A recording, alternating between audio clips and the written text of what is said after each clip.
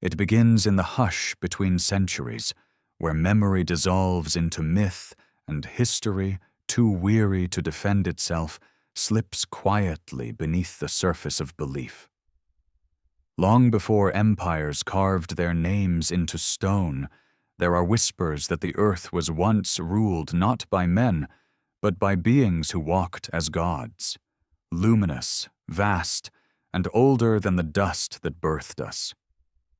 Across continents, their shadows linger, in the precision of temples aligned with the stars, in myths that echo the same divine rebellion, the same flood, the same return. The Sumerians called them the Anunnaki. The Egyptians named them the Neteru. The Greeks, the Titans. Civilizations separated by oceans spoke of beings who descended from the heavens, teaching men the language of fire, metal, and time. Were they symbols, allegories, or were they witnesses, those who watched the rise and fall of something far greater than memory allows us to hold? The stones remember.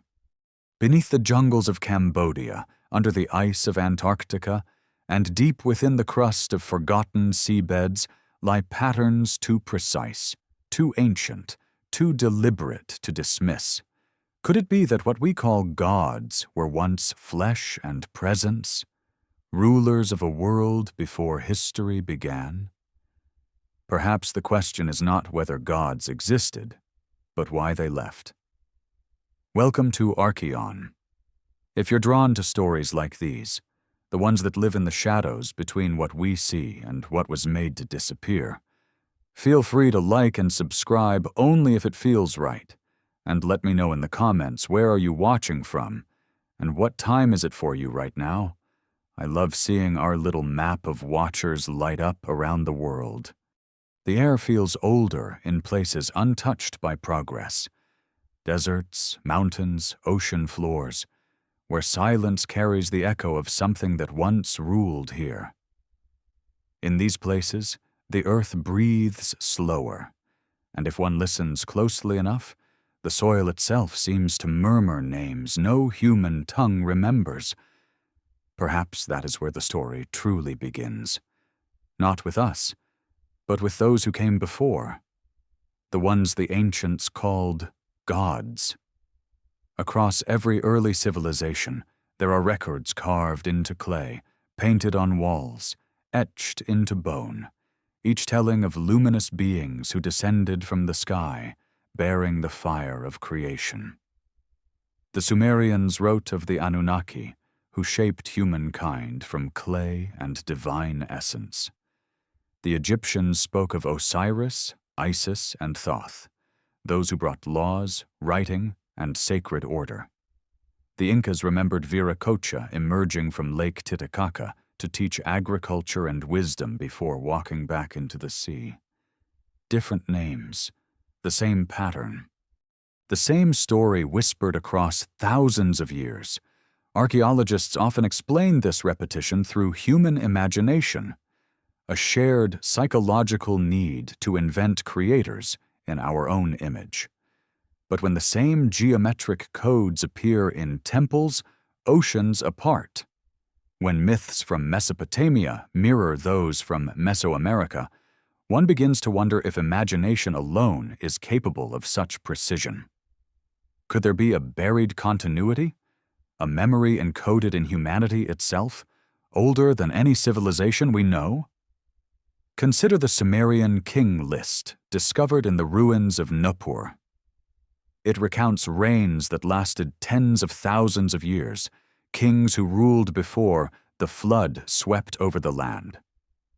Modern historians dismiss these durations as symbolic exaggerations, yet the same flood appears in every mythological tradition, from the deluge of Noah to the drowning of Atlantis, from the wrath of Enlil to the destruction of the first world by rain and fire. Each describes an ending, a cleansing, and a rebirth. Was it simply coincidence, or memory distorted by time? In 1995, researchers found evidence of catastrophic flooding in Mesopotamia, dating roughly to 2900 BCE. Sediment layers confirm that a sudden deluge did sweep across the region. The story, it seems, may have been built upon truth. But what preceded that flood, those kings who ruled from the heavens, remains shrouded in the fog of myth. The tablets speak of them as those who descended, who brought laws and measured time before withdrawing into the skies. Even now, scholars argue, were these gods allegories for celestial movements or literal beings mistaken for divine? In ancient Sumerian, the word Anunnaki translates roughly as those of royal seed from heaven. To them, the gods were not abstract. They were administrators of the cosmos, with ranks, hierarchies, and designated duties. The same pattern emerges in Egypt, the company of gods, the Ennead, ruled by Osiris and Isis, just as the Greek pantheon ruled from Mount Olympus. Everywhere, the divine order mirrored royal bureaucracy. It was as though each civilization remembered fragments of the same cosmic empire. But perhaps the most haunting question is not who these beings were, but how human culture advanced so rapidly under their supposed reign. Around 3200 BCE, writing appeared almost simultaneously in Sumer and Egypt, two societies with no known contact. Monumental architecture rose in both lands within centuries, ziggurats mirroring pyramids, celestial alignment governing both. The leap from primitive settlements to city-states capable of astronomical precision remains one of the most abrupt transitions in human history. Was it evolution or instruction? In 1952, archaeologist Henri Frankfort wrote of an acceleration without parallel in the known record. The wheel, the plow, irrigation, metallurgy, all appeared in rapid succession. For most of prehistory, humans lived as hunter-gatherers, bound by the slow rhythm of survival. Then, almost overnight, civilization ignited. Did something or someone light that fire? It is here that myth and memory intertwine like roots beneath the surface. The Anunnaki were said to have created humans as workers, to mine the earth, to serve their purposes. In this story, humankind was not born free, but engineered. The echoes of that idea ripple even into modern science. In the 1970s, biochemist Francis Crick, co-discoverer of DNA's structure, speculated about directed panspermia, the notion that life on Earth may have been deliberately seeded by an advanced intelligence. He did not name gods, but the idea was ancient long before it was scientific. The line between divinity and technology blurs when viewed through the lens of time. To a primitive eye, flight, energy, even biogenetics would appear as miracles. Could it be that the gods were not ethereal spirits, but travelers, those who arrived bearing knowledge so vast it became indistinguishable from magic? Of course, academia rejects this interpretation. Myth, they say, is metaphor. The gods are symbols of human aspiration, not extraterrestrial intervention. Yet ancient texts insist otherwise. The sons of the gods intermingled with mortals in Genesis. The Popol Vuh of the Maya describes creators who formed man from maize and blood. The Dogon tribe of Mali claim their ancestors were visited by beings from the star Sirius. Knowledge they possessed centuries before, astronomers confirmed Sirius had a companion star invisible to the naked eye. How did they know? There are temples where the stones themselves seem to resist explanation. Baalbek, in modern Lebanon, holds blocks weighing over 1,000 tons, cut with precision that modern machinery would struggle to replicate. The Great Pyramid's base aligns within fractions of a degree to true north. At Tiwanaku in Bolivia, ancient engineers carved andesite blocks so perfectly that they fit together like interlocking puzzles. Civilizations separated by oceans, by epochs, shared an understanding of geometry, of resonance, of alignment with the stars. Who taught them? Or was it memory, passed down through survivors of a forgotten age? In 2013, geologist Robert Schoch proposed that the Great Sphinx may be thousands of years older than conventional Egyptology suggests. Erosion patterns from rain, not wind, mark its surface, implying that the monument predates the Sahara's arid age, possibly reaching back to 10,000 BCE. If true, the Sphinx would belong to a world that existed before recorded history, a remnant of a civilization erased by cataclysm.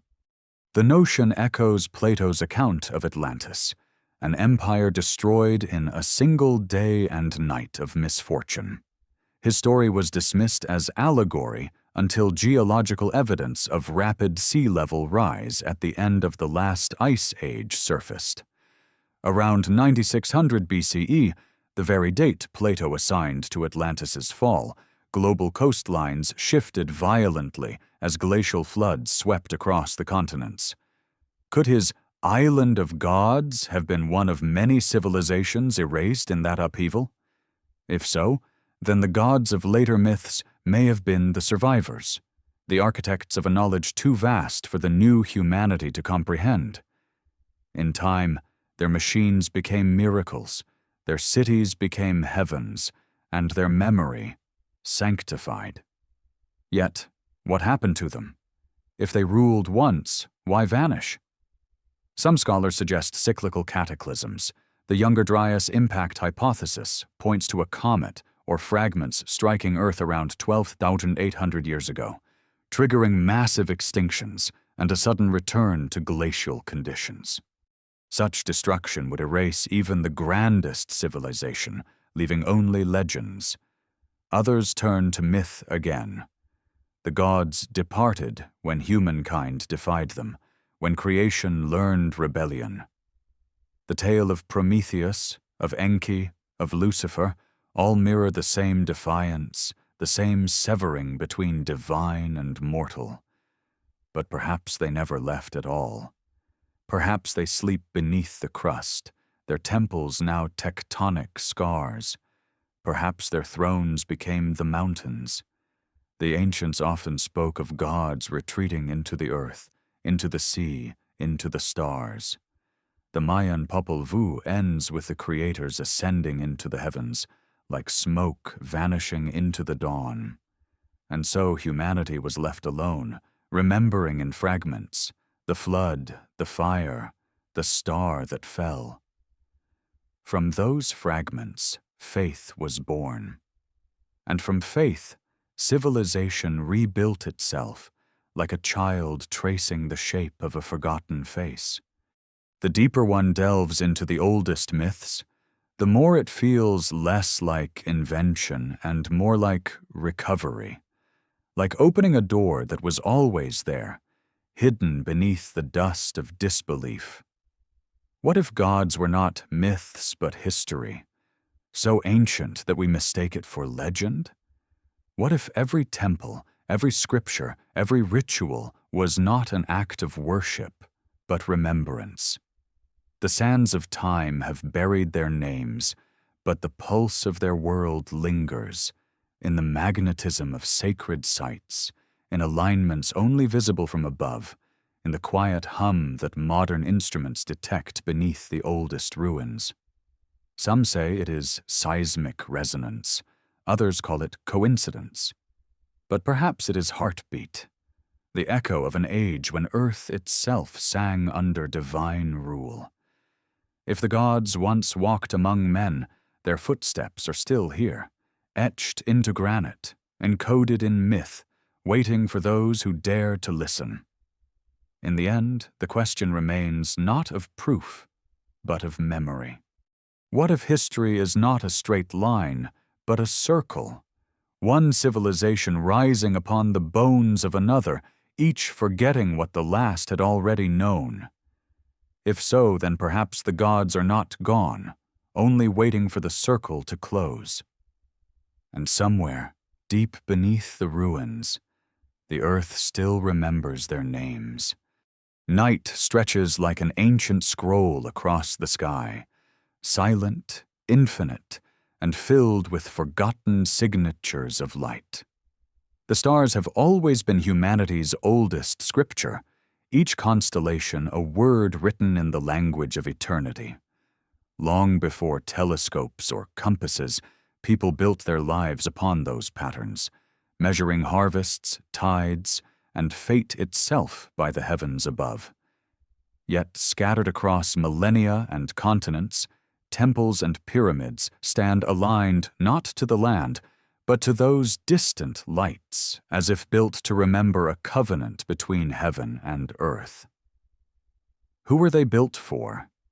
And why did so many of them seem to point to the same places in the sky? In the high plateau of Giza, the three pyramids mirror the belt of Orion. Thousands of miles away, in Teotihuacan, the same celestial pattern reappears. Three vast pyramids arranged in the same alignment, their central avenue tilted precisely 15.5 degrees east of north, matching the rising of that same constellation. The Egyptians called Orion Sa, the celestial form of Osiris, the resurrected god of life after death. The Mayans saw it as a gateway to the underworld. Across the globe, separated by oceans and time, civilizations that never met shared not only the same gods, but the same sky map. Coincidence, perhaps, or a memory so old it survived the flood of ages. Astronomers and archaeologists have long debated these alignments. Some see them as mere chance, others as evidence of early astronomy. But when monuments across Earth trace constellations with an accuracy that rivals modern instruments, one must wonder if the ancients knew something we have forgotten. At Nabta Playa in the Nubian desert, stone circles older than Stonehenge align perfectly with the rising of Sirius around 4800 BCE. In the temples of Angkor Wat, the towers reflect the pattern of Draco, frozen in stone as it appeared in the age of their construction. And in the Andes, the Nazca lines stretch for kilometers, colossal geoglyphs only visible from the sky, shaped like birds, serpents, and stars. Who could see them, if not those who looked down from above? Science, of course, seeks rational explanation. The builders were sky watchers, priests, astronomers who mapped the heavens for agricultural or ritual reasons. Yet, even this explanation feels incomplete. Why such global obsession with celestial correspondence? Why the same constellations, the same mathematical precision, the same reverence for the stars as the place of the gods? The ancients did not see the sky as abstract space. It was the kingdom of their ancestors, the home of those who came before. The Sumerian texts call it Anu's domain, where the divine council convened. To the Egyptians, the stars were the souls of the gods sailing the night's river. The sky was not distant. It was memory, origin, and destiny woven together. Modern physicists often speak of cosmic ancestry, the idea that elements within our blood and bones were forged in the cores of ancient stars. In a way, the ancients were right. We are made of the heavens. But perhaps they knew it not metaphorically, but literally. If their myths speak true, humanity's beginnings were not of Earth alone.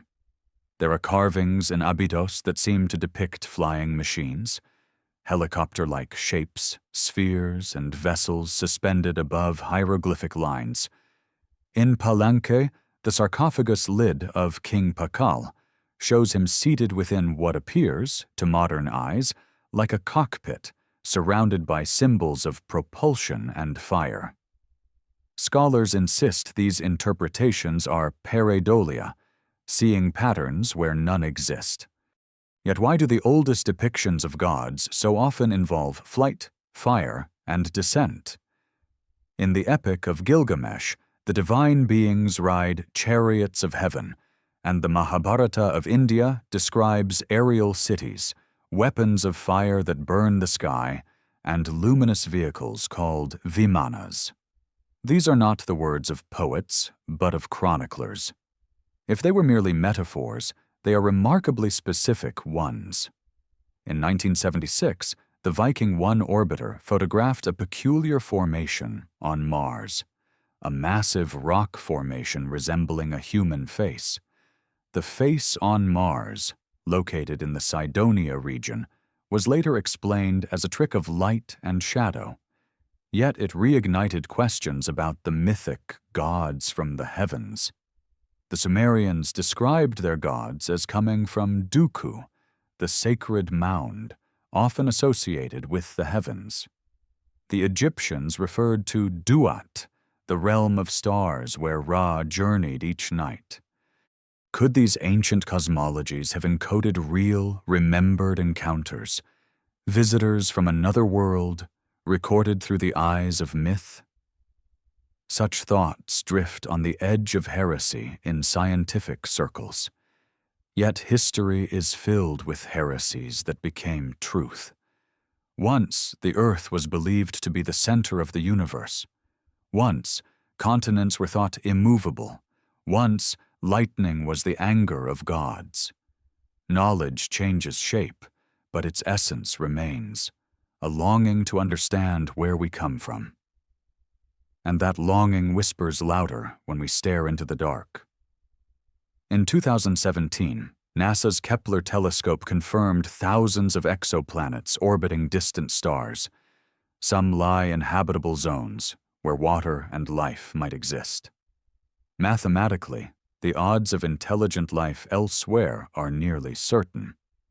Yet, as we search the skies for signals, perhaps the oldest records already hold the answer, that the contact we seek has already occurred long before our first telescope was raised.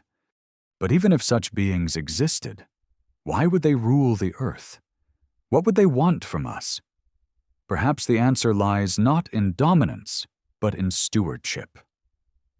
Ancient myths portray gods not merely as conquerors, but as gardeners, those who shaped, nurtured, and occasionally pruned. The Enuma Elish describes how the gods created humankind to bear the burden of toil. Genesis echoes it. Humans formed from dust to tend the garden. The gods, it seems, were architects of balance, and when balance broke, so did their covenant. Some believe these stories conceal the remnants of an ancient teaching, that human civilization was part of a grander design, one tied to celestial cycles. Every 26,000 years, the Earth wobbles through a precession, altering its alignment to the stars. Many ancient sites, Giza, Angkor, Machu Picchu, appear to encode this astronomical rhythm, as if built to mark the turning of a great cosmic clock. Could it be that the return of the gods is not prophecy, but pattern, an event bound to cycles far longer than human lifespans? In the temples of Dendera, Egyptian priests recorded the zodiac of Dendera, a celestial map carved into stone, showing not only the constellations but the precise axial tilt of Earth as it was over 12,000 years ago. How could they have known this, unless they inherited knowledge from an earlier epoch, one closer to the time of those who first watched the stars from above? And there are still older stories, buried deeper in time's sediment. The Dogon of West Africa claim their ancestors were visited by the Nomo, amphibious beings from the star Sirius, who taught them mathematics, weaving, and cosmology. They described Sirius as a binary star system long before astronomers could verify it. When asked how they knew, their elders answered simply, "It was told to us by those who came from the sky." Science resists these tales. Coincidence, transmission, imagination. They are convenient explanations for inconvenient truths. Yet one cannot deny the symmetry, the repetition, the consistency across civilizations. Perhaps humanity's greatest flaw is the belief that wisdom must always flow forward, not backward. We look to the future for enlightenment, while the past quietly holds the key. But even if we accept the possibility, if gods once walked among us, or if they still watch, why hide? Why leave behind whispers instead of words? Maybe they understood the danger of revelation. Knowledge too powerful can consume the one who holds it. Myths of divine fire, forbidden fruit, stolen light, all speak of humanity reaching too soon for what it was not ready to bear. Prometheus was chained for giving fire to man. Enki was banished for shaping humans beyond their station. Perhaps the gods withdrew not from indifference, but mercy. And still, something lingers. Strange electromagnetic anomalies pulse near megalithic sites. Harmonic frequencies radiate from ancient structures when measured by modern instruments.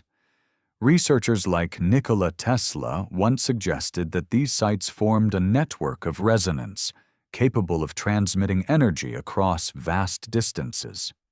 Were these monuments part of a global grid, a technology of the gods, misunderstood as worship?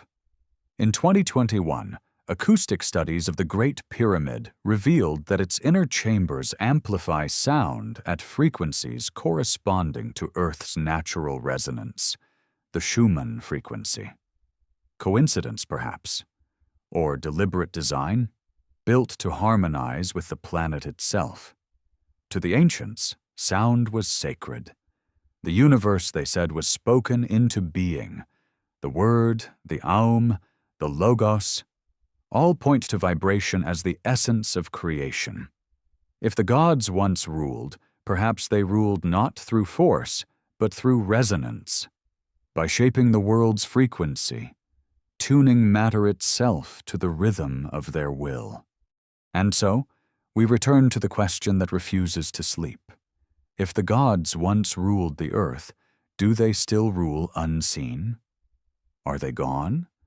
Or have we simply forgotten how to recognize them? Modern myth hides in technology. Satellites orbit where angels once flew. The hum of machines replaces the hymn of stars. Yet, in the quiet of night, when electricity fades and only the wind speaks, something ancient stirs.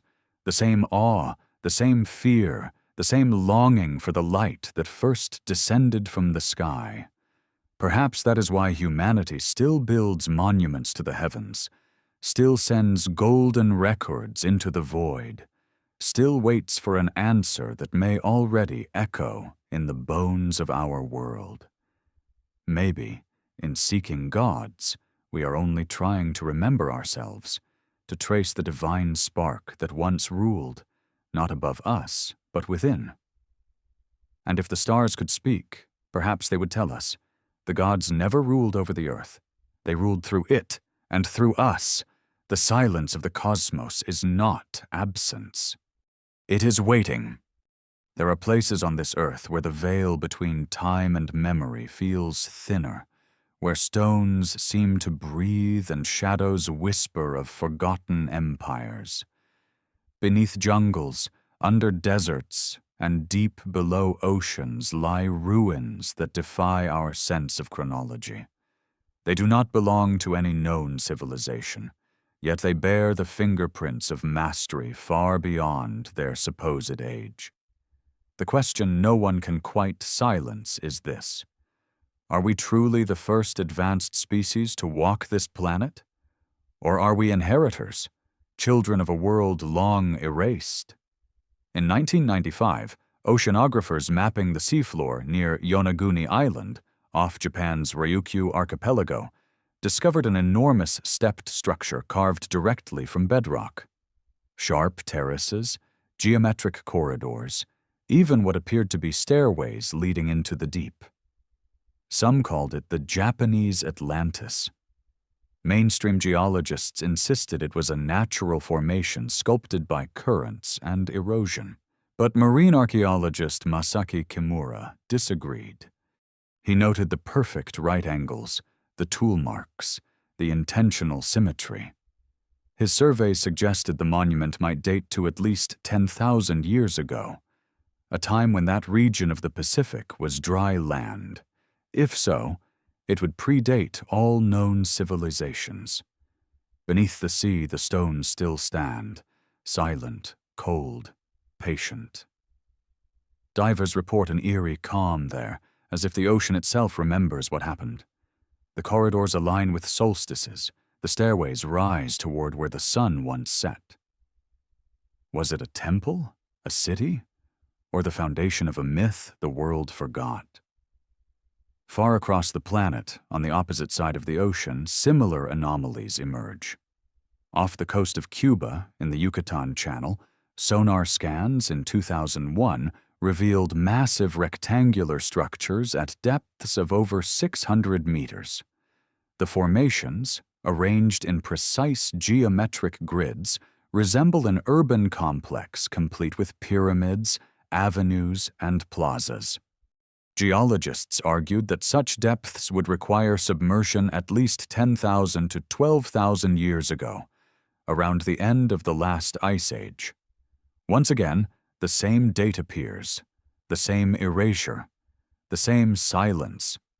Plato wrote of Atlantis as an island empire destroyed in a single day and night of misfortune, swallowed by the sea when the gods turned away.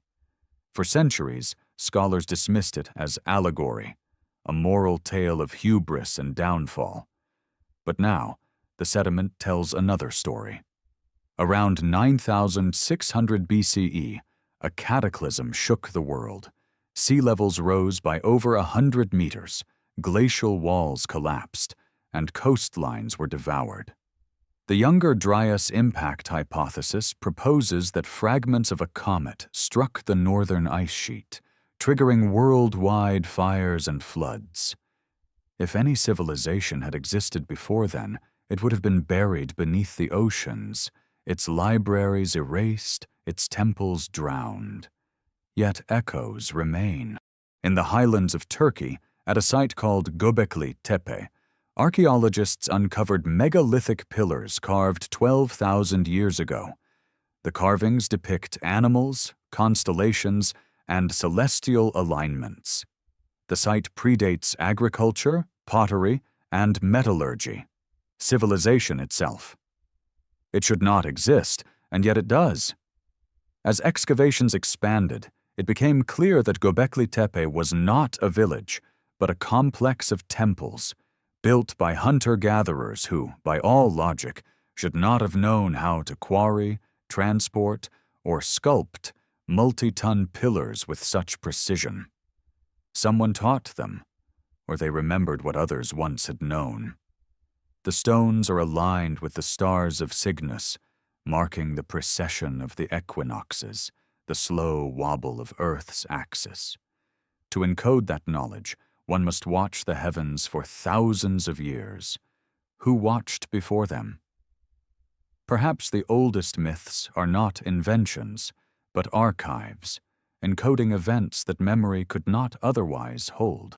Across continents, tales of a great deluge describe gods or teachers who guided survivors to rebuild. In Sumer, it was Yusudra. In the Bible, Noah. In India, Manu. In the Andes, Viracocha. Each story begins the same way: a warning, a flood, and the return of light. After the waters recede, the gods walk once more among men, teaching them to till the earth, measure the stars, and remember the laws of the heavens. At Tiahuanaco in Bolivia, 13,000 feet above sea level, stands the Gateway of the Sun, a massive stone archway carved from a single block of andesite. Its central frieze depicts a radiant being surrounded by winged figures, each holding rods or staffs. Astronomers found that the calendar engraved on its surface marks solar and lunar cycles with remarkable precision. Yet the current tilt of the Earth renders the alignment obsolete, implying it was built under a different celestial orientation. That could mean the monument predates the Andes themselves, erected before a shift in the planet's crust. Could such a structure truly have survived multiple pole shifts, as some geologists propose? Or does it point to something older still? A civilization so ancient that the sky itself has moved since their time. These sites, scattered like shards of a broken mirror, seem to reflect one image, a forgotten world that once flourished across the earth. The evidence hides in plain sight, in anomalous artifacts, inexplicable ruins, and myths that read like memory.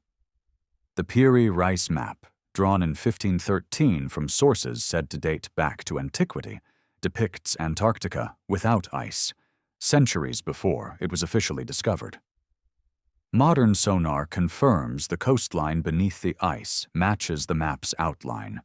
Who could have charted it, and when? The Orontius Phineus map, found in 1531, shows similar accuracy. Both suggest a global knowledge of geography long before the supposed dawn of navigation. The Greek historian Diodorus wrote of Atlanteans who navigated the world before the flood. Could the memory of these cartographers, the gods of the sea, have survived through secret channels, fragments of a drowned science? In Egypt, certain hieroglyphs describe a first time, the Zep Tepi, when gods ruled the land and the pyramids were already ancient. The temple inscriptions at Edfu claim that knowledge was inherited from the survivors of an island swallowed by the flood. The priests of Edfu said the builders were the Shebtu, the divine ones, who carried with them the measure of the earth. The same phrase appears in Mesopotamian tablets describing the Anunnaki, and again in Mayan codices referring to the beings from the east who brought the sacred measure. Different continents, same story. The same geometry carried through the ages. Mainstream historians call this diffusion, the natural spread of ideas. Yet such precision, such mathematical coherence across civilizations separated by oceans, strains coincidence. It feels like inheritance, an echo from a time when the entire planet shared one language of stone, proportion, and sky. If this is true, then humanity's story is not linear but cyclical. Civilizations rise, reach impossible heights, and fall, leaving only myths behind. Perhaps the gods of old were the remnants of one such civilization, their knowledge mistaken for divinity. When they vanished, their works became worship, their tools became relics, and their memory turned sacred. But if these beings were once human, what drove them to vanish? Was it catastrophe or choice? Some researchers propose that these ancient builders may have understood the Earth's rhythms, anticipating destruction and retreating into sanctuaries beneath the surface. Ancient texts speak of the cities below, of entrances hidden in mountains and under seas. From the Tibetan Shambhala to the Mayan Xibalba, the myths repeat, kingdoms of light beneath the world, where the immortals dwell, awaiting the time to return. In 2003, deep within the Cappadocian Plateau of Turkey, explorers rediscovered Derinkuyu, an underground city sprawling more than 18 levels deep. It could house thousands, complete with ventilation shafts, wells, and storage. The city's age remains uncertain. Some chambers appear Neolithic. Who were its first builders, and why did they choose to live beneath the earth? When the surface burned or drowned, what remained below? Beneath the Andes, cave systems stretch for hundreds of kilometers. In Ecuador, the Cueva de los Tallos hides massive stone slabs inscribed with what appears to be an unknown script. The explorer Juan Morich, who documented them in the 1960s, claimed they represented a metal library left by an earlier civilization. Astronaut Neil Armstrong joined an expedition to the site in 1976, an odd detail that the press never fully explained. Whatever they found was never revealed.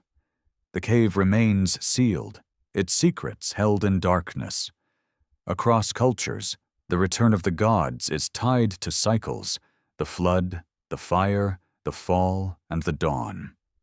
Each age ends with silence, and each silence begins with rebirth.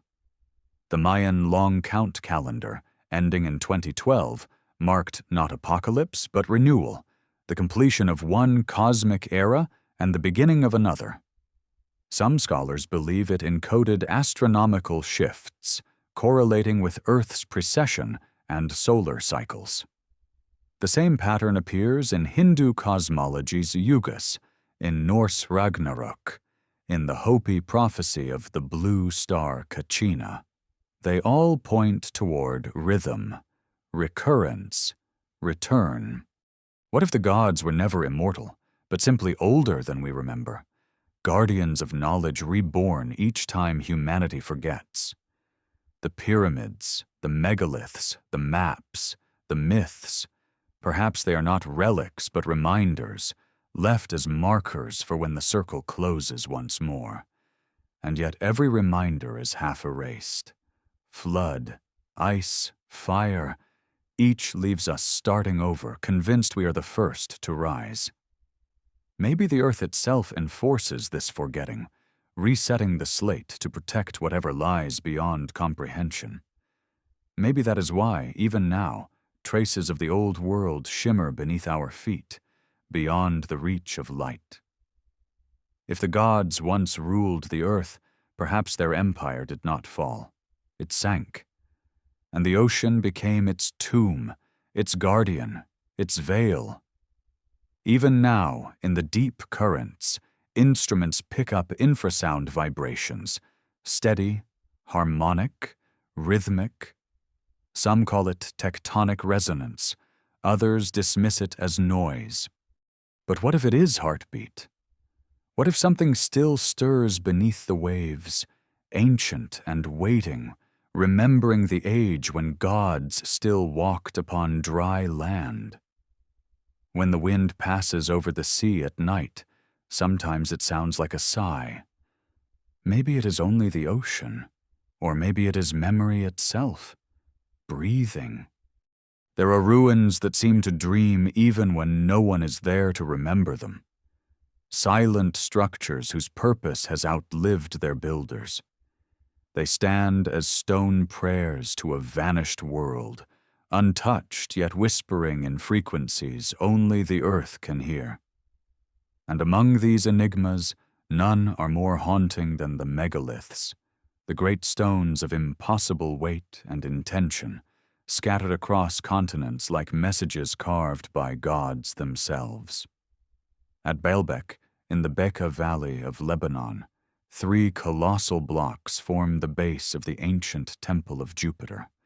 Each weighs over 1,200 tons, so vast that no modern crane could lift them.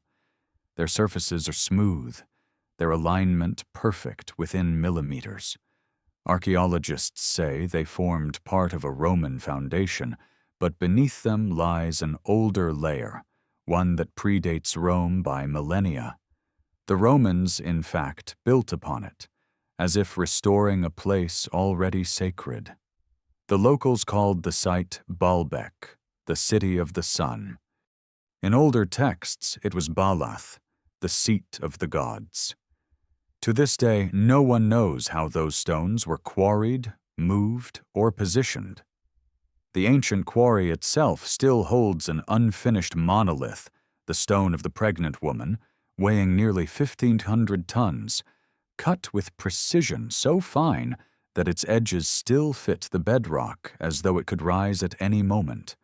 Why would anyone move such stones, if not to prove something, if not to echo the works of beings beyond human limitation?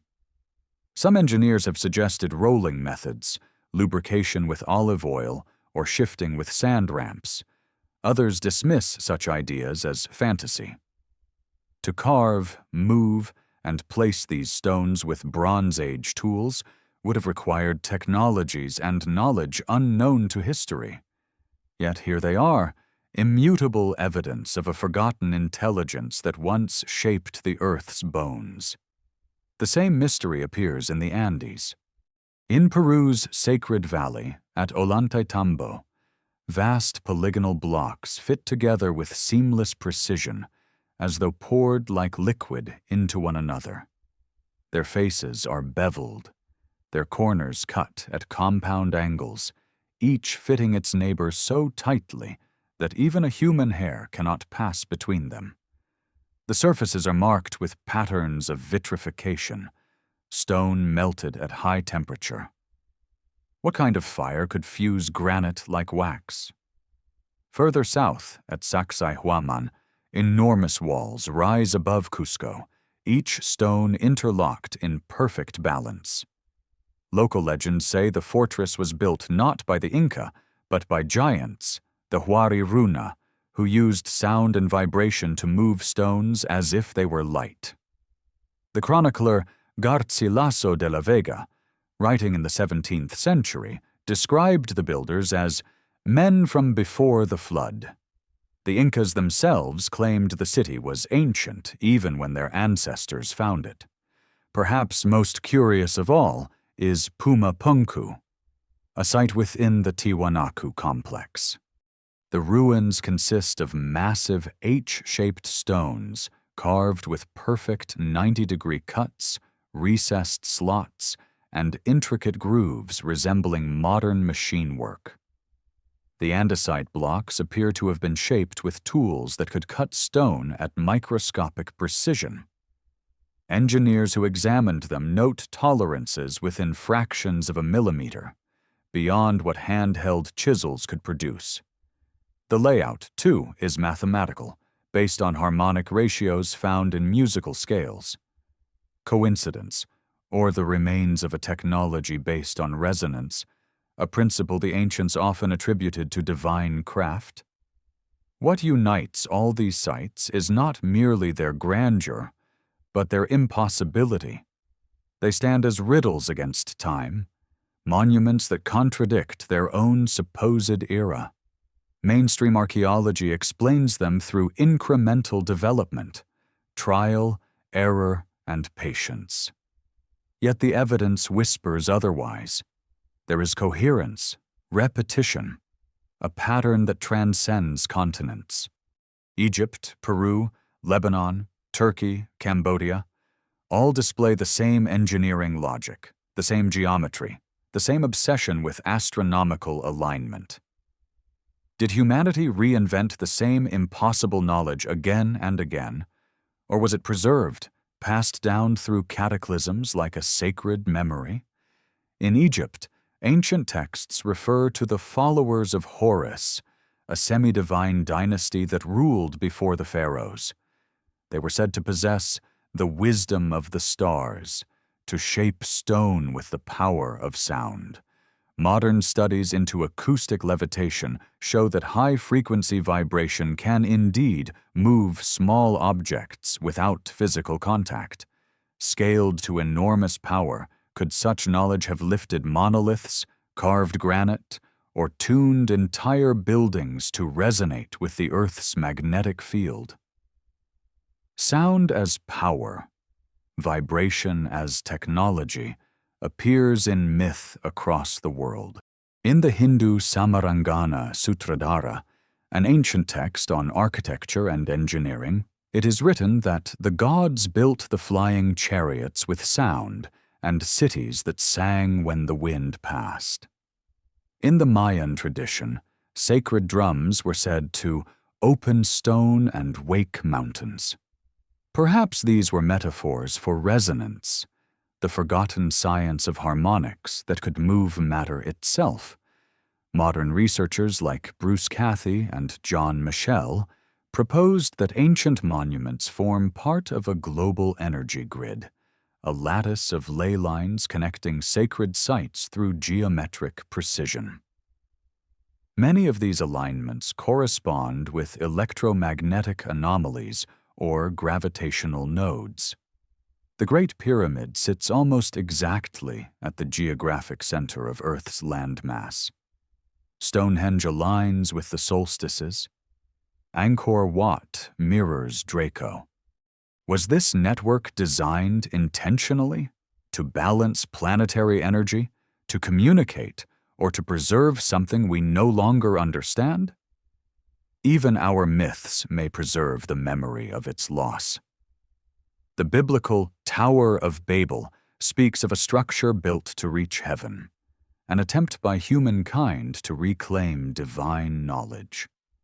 The punishment was not destruction, but confusion of tongues, the loss of a shared language.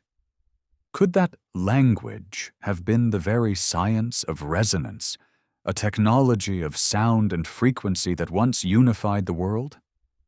If so, perhaps the gods' greatest secret was not flight or immortality, but harmony, the ability to tune creation itself. But there is another layer to this mystery, one buried deep beneath the surface. In 2017, scientists discovered an enormous void within the Great Pyramid of Giza, undetected for millennia.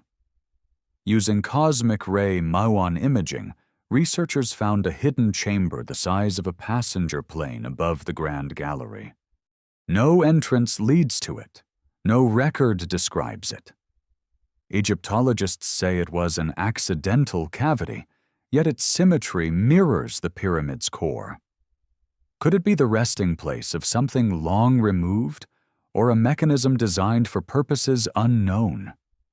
Some physicists speculate that the Great Pyramid functioned as a resonator, harnessing Earth's natural frequencies to generate power. This idea, while dismissed by traditional scholars, aligns with ancient symbolism. The pyramid as a conduit between heaven and earth, energy rising through its geometry like breath through a body. Within its chambers, the air itself hums at specific frequencies, tones corresponding to the human voice. Priests chanting inside may have activated resonance capable of altering perception or even matter itself. Tesla once said, "If you want to find the secrets of the universe, think in terms of energy, frequency, and vibration." It seems the ancients already did. What if these megaliths were not temples at all, but machines, devices designed to stabilize, heal, or perhaps even communicate with the planet? Legends from Tibet to Egypt speak of the earth singing when harmony was perfect and falling silent when the gods departed. Perhaps that silence is what we call ruin. In the deep deserts of Egypt, a fragment of this lost world may still pulse. At Abydos, the Osirian lies sunken below the temple of Seti I, massive granite blocks cut with unmatched precision, arranged in a subterranean pattern resembling circuitry. The water that fills its chambers creates a faint echo, a vibration that seems to hum in tune with the surrounding sandstone. Some say the temple was built to regenerate the energy of the Nile. Others, that it marks a portal to the Duat, the underworld of stars. Whatever it is, it feels alive, as though listening. The more one studies these places, the more one feels watched in return. Every measurement, every stone, seems to respond as if aware of being observed. The ancients did not separate spirit from matter, nor knowledge from reverence. For them, to build was to pray, To carve stone was to translate divine geometry into form. What they built was not simply for worship, it was participation in the living rhythm of creation. And perhaps that is the true legacy of the gods. Not dominion, not conquest, but memory encoded in the earth itself. When humanity touches these ruins, something stirs within, an old recognition. Maybe the reason we cannot fully explain them is that we are not meant to study them as artifacts, but to remember them as mirrors. The gods may not have built for themselves, but for us, for the future when the world would forget and wonder. Even now, deep beneath the layers of dust and doubt, a faint harmony still lingers. Instruments record infrasound frequencies emanating from ancient sites, oscillating in patterns akin to human brainwaves in meditation. Coincidence, perhaps, or the earth responding to memory. If the gods once ruled this world through harmony, perhaps their kingdom never truly ended. It merely fell out of tune. And when the right frequency is struck again, when the earth hums in resonance with the stars, perhaps then the stones will wake. Until that day, they dream, monoliths of silence, holding a secret older than history, waiting for the song to begin anew. There is a strange comfort in ruins, the feeling that something greater once existed, and that its memory still lingers in the dust. But there are places where that memory is not buried, but sealed as though guarded. Beneath monasteries, cathedrals, and government archives lie tunnels so ancient that their origins blur into myth. The deeper one goes, the more it feels as though history itself begins to distort. Perhaps that is why every civilization hides its secrets underground. The farther back one travels, the closer one comes to something forbidden. Knowledge that was never meant to be forgotten, yet never allowed to be remembered. Throughout history, the pattern repeats. Sacred vaults, subterranean cities, labyrinthine catacombs stretching for miles beneath the world's oldest settlements. In Egypt, the Serapeum of Saqqara houses massive granite sarcophagi, each weighing over 70 tons, cut with such precision that they fit airtight. No human remains were found inside. The walls are polished to a mirror-like sheen, corners smooth as glass. Archaeologists say they were built to bury Apis bulls, yet the scale and engineering defy that explanation. Some believe they were resonance chambers, designed to harness sound or frequency, machines of unknown purpose sealed when the gods departed. Further south, beneath the sands of Giza, lies something far stranger. In 1997, Egyptian archaeologists rediscovered a network of tunnels and chambers extending beneath the Sphinx. Early explorers had spoken of it, the Hall of Records, said to contain the wisdom of a lost civilization. The idea was dismissed for decades as myth. Yet when ground-penetrating radar confirmed hollow structures beneath the Sphinx's paws, the silence that followed was telling. Official reports claimed natural cavities. Independent researchers were denied access. But fragments of early records mention an underground temple connected to the Nile by a hidden shaft, a place where the gods stored the names of the stars. Across the Mediterranean, in Crete, the labyrinth of Knossos evokes the same imagery, a maze built to conceal the Minotaur, a creature both divine and monstrous. But what if the beast was not a creature, but knowledge itself? Something too powerful, too sacred to reveal. The myth of Daedalus, the craftsman who designed the labyrinth, speaks of technology so advanced it mimicked life. He built statues that moved, wings that flew. he built what humanity was not yet ready to understand. Beneath Jerusalem, tunnels weave beneath the city's foundations, connecting to chambers long sealed. In 1909, an expedition reported discovering vast halls carved into the rock beneath the Grand Canyon, filled with artifacts bearing Egyptian and Tibetan symbols. The Smithsonian later denied involvement, and the story was buried. Yet rumors persisted of tunnels linking continents, remnants of an ancient global network. If true, then the underworld of myth may not be metaphor, but a literal map of Earth's forgotten infrastructure. In Tibet, lamas speak of Agartha, a hidden kingdom beneath the Himalayas, ruled by immortal teachers who withdrew from the surface when humanity turned from harmony. The same legend echoes in Christianity's Kingdom of Heaven within, in the Norse World Below, and in the Mayan Xibalba. Always below, always hidden. Perhaps the ancients did not see the underworld as punishment, but preservation. What could be so dangerous that entire civilizations built labyrinths to conceal it? Some say it was knowledge of the earth itself, the understanding that reality is layered, cyclical, not linear, that civilizations rise, fall, and rise again, bound to cosmic rhythm.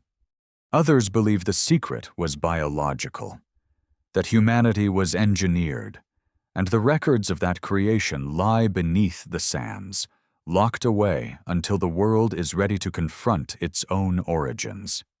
In 2012, researchers in Turkey uncovered another subterranean city, Derinkuyu's twin, linked through miles of tunnels to other buried settlements. These were not mere refuges from war. Their scale suggests organization on a planetary level. Ventilation systems, water channels, and resonant architecture imply advanced design, comparable to modern engineering. Some passages seem to extend beyond what has been excavated, continuing deeper, as though the true city lies further still. It is here, in the silence beneath the earth, that myth and reality begin to merge.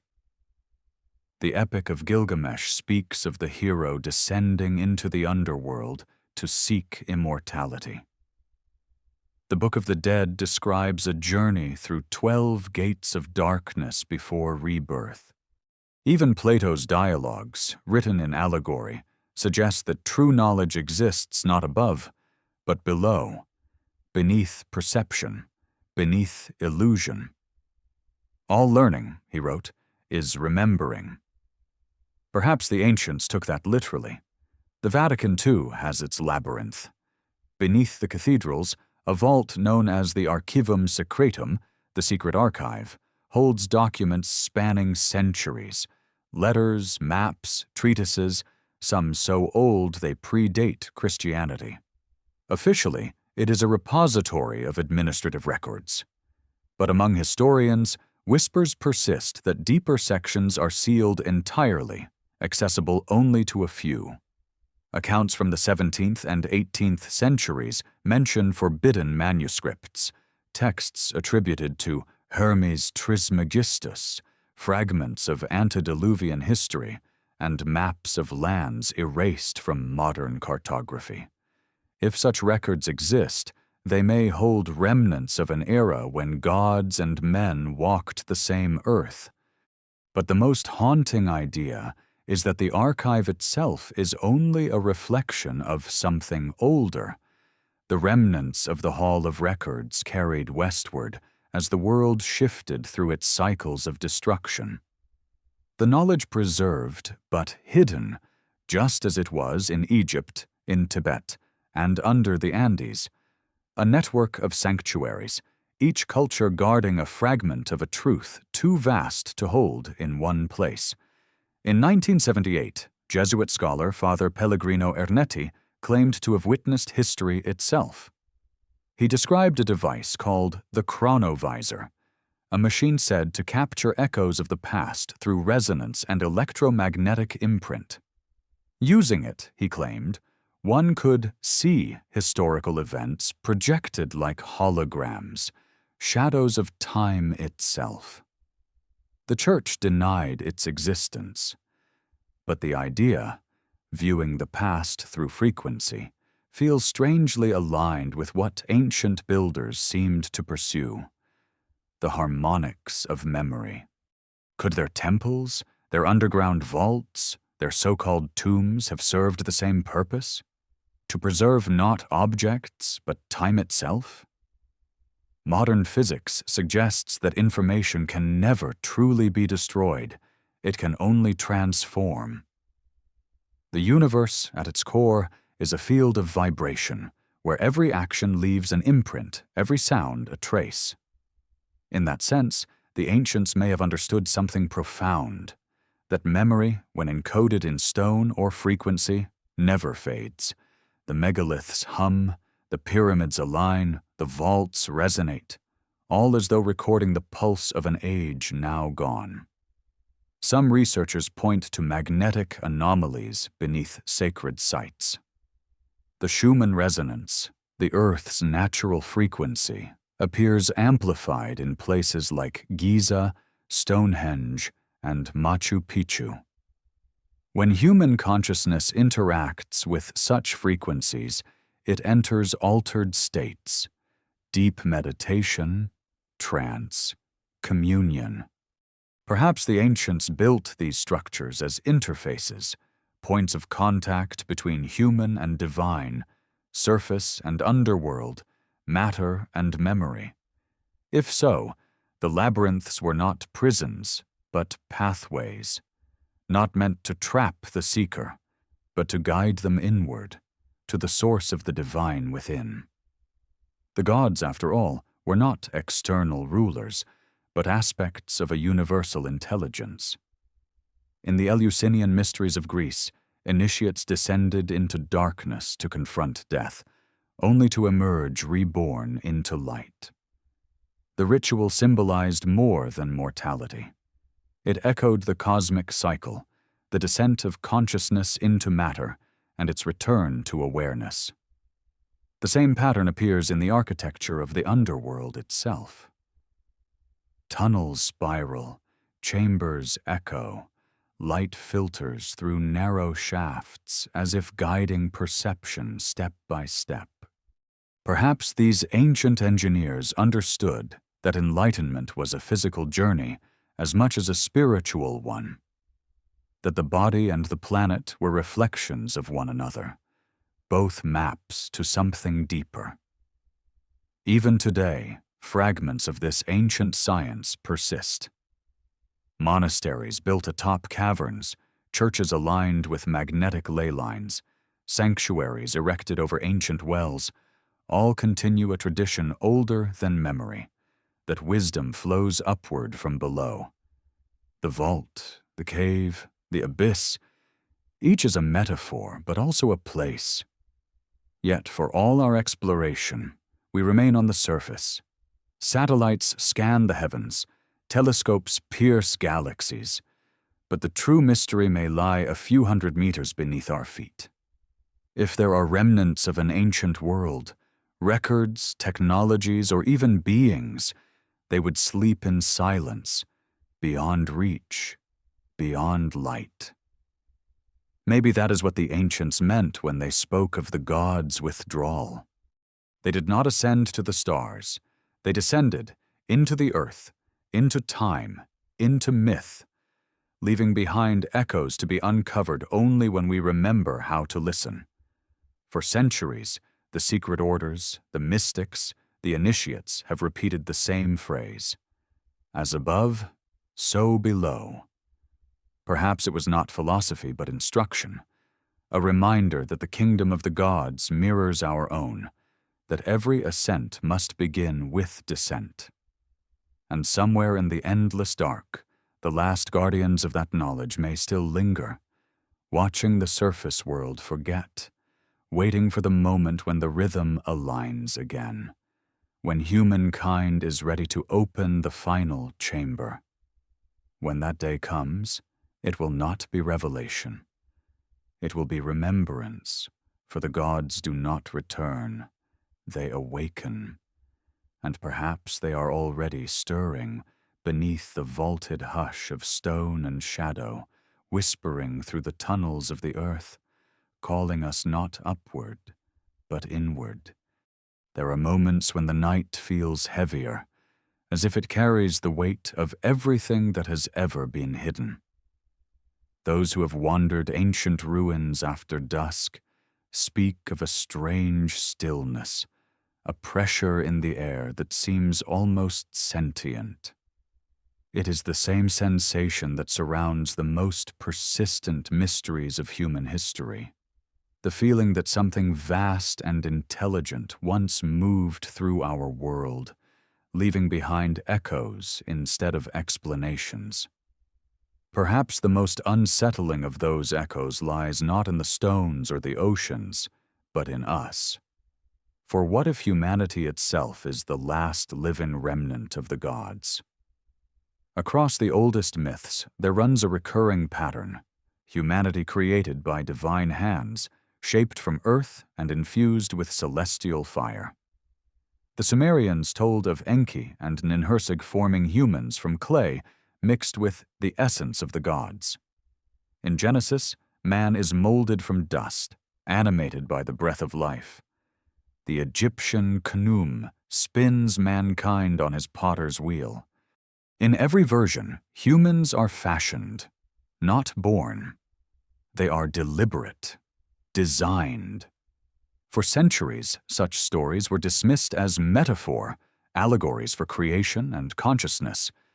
But in the last 100 years, science has unearthed unsettling correlations. The discovery of DNA revealed a language, 4 letters encoding the complexity of life. A biological script, precise and ordered, written long before human eyes could read it. Some scientists have even described it as information technology, a self-replicating code embedded with error correction and redundancy, like a program written for survival.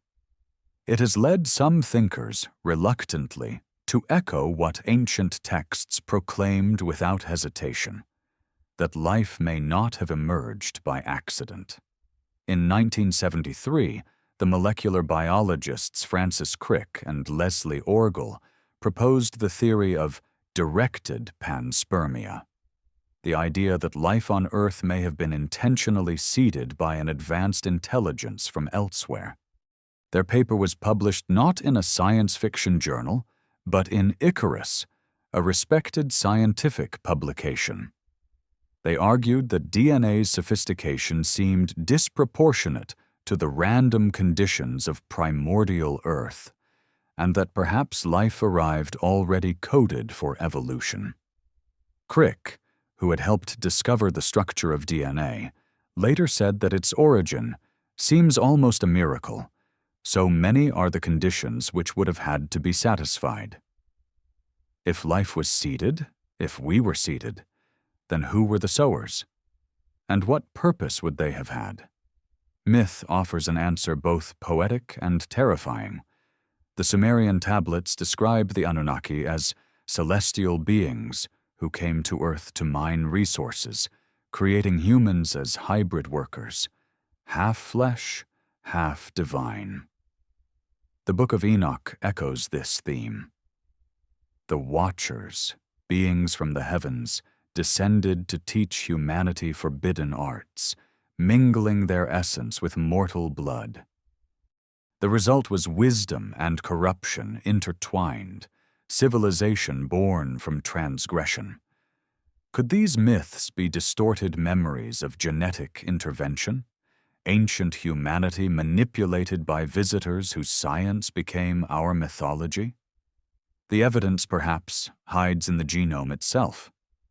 In 2003, researchers mapping the human DNA discovered sequences that appear to be foreign, genes without clear evolutionary ancestry.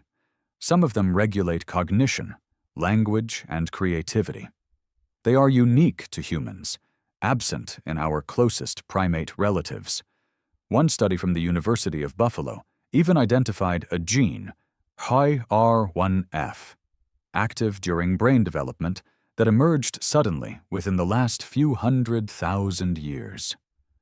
Such abrupt changes, in evolutionary terms, are lightning strikes in the dark. What caused them? Mutation or modification. In 2013, geneticist Sergei Drobichevsky proposed that the human genome carries signatures of intelligent encoding, patterns of mathematical precision suggesting deliberate design. His theory was controversial, ridiculed by most, yet quietly compelling. He wrote that the genetic code appears arranged in a symbolic language of symmetry, as though written to be recognized. If so, who was meant to recognize it? Us, or those who will come after? Ancient texts seem to remember. The Popol Vuh of the Maya describes the gods' first attempts to create humankind from mud, then wood, before finally crafting beings made perfect from maize and divine blood. These final creations were too aware, too powerful. The gods, fearing their own reflections, dimmed their vision so they could not see everything. A poetic myth, yes, but one eerily reminiscent of genetic trial and error. Even Genesis speaks of a limit imposed, lest they eat from the tree of life and become as us. If humanity is the child of gods, or of something that played the role of gods, then we are not a fallen species, but a fragment of something once greater. And perhaps that explains our strange duality, capable of creation and destruction, empathy and cruelty, divinity and despair. We are neither beast nor angel, but both. The genetic memory of opposites, matter and light, woven into one. This idea is older than science. The Gnostics believed that the divine spark within humanity had been trapped in material form, imprisoned by lower powers jealous of its origin. Salvation to them wasn't belief, but remembrance, to awaken to what one truly was. In their cosmology, the world was a simulation of sorts, built by demiurges, architects of the lower realm, while the soul belonged to a higher kingdom. It is not difficult to see how modern metaphors of simulation, programming, and artificial intelligence echo these ancient intuitions. The gods who made us may not have been gods in the spiritual sense, but creators in the literal, engineers of life itself. And yet, the more science reveals, the more it resembles mythology in disguise. Quantum theory speaks of reality shaped by observation. Consciousness influences the fabric of existence. Matter, at its deepest level, is not solid, but probability, waves collapsing into form through awareness. In essence, creation occurs through perception. Let there be light, indeed. The words of Scripture sound less mystical and more like physics waiting to be rediscovered. If consciousness itself is the inheritance of the gods, then perhaps their greatest gift was not knowledge, but the capacity to know. The ability to ask the question, "What am I?" A question no other creature seems to ask. And perhaps that is why our creators vanished. The ultimate experiment was not control, but freedom, to see if their image, their spark, could survive on its own. But what if their disappearance was not voluntary? Myths across civilizations speak of divine wars, the fall of the Titans, the rebellion of Lucifer, the conflict of gods that shattered heaven. Even the Sumerian texts describe battles among the Anunnaki, where cities burned with weapons of brilliance, and the air itself became poison. The Indian Mahabharata tells of celestial weapons that shone like 1,000 suns, turning sand to glass. Could these be distant memories of a war fought not among mortals, but among their makers? If so, the Earth itself may have been both cradle and battlefield, a laboratory scarred by its own creation. There are places that still bear the marks. In the deserts of Rajasthan, India, radioactive glass has been found fused into the ground, traces of an explosion thousands of years old. Around the Dead Sea, at the site believed to be Sodom, similar isotopic anomalies appear. Geologists call them natural, others call them evidence. Perhaps these were not divine punishments, but the final acts of gods at war, technology mistaken for wrath. And yet something of them remains. We feel it in the symbols that recur across time, the double helix of serpents entwined on a staff, the caduceus, emblem of medicine and wisdom. In ancient Sumer, the serpent was a sign of Enki, the god who gave knowledge to mankind. In Genesis, it is the serpent who offers the fruit of awareness. In both, knowledge is the same gift and the same sin. If the gods were genetic engineers, then perhaps the forbidden fruit was simply consciousness itself, the awakening of the experiment. To eat of it was to realize one's own divinity, to see the architects not as rulers but equals. And for that, paradise was lost. But maybe exile was the point. Maybe humanity's destiny was never to serve the gods, but to become them, to evolve beyond imitation into understanding. In that sense, the gods never left. They transformed, dissolving into the species they created. Their kingdom became memory. Their blood became thought. Modern neuroscience shows that memory is not confined to the brain. It exists in every cell, encoded in chemistry and rhythm.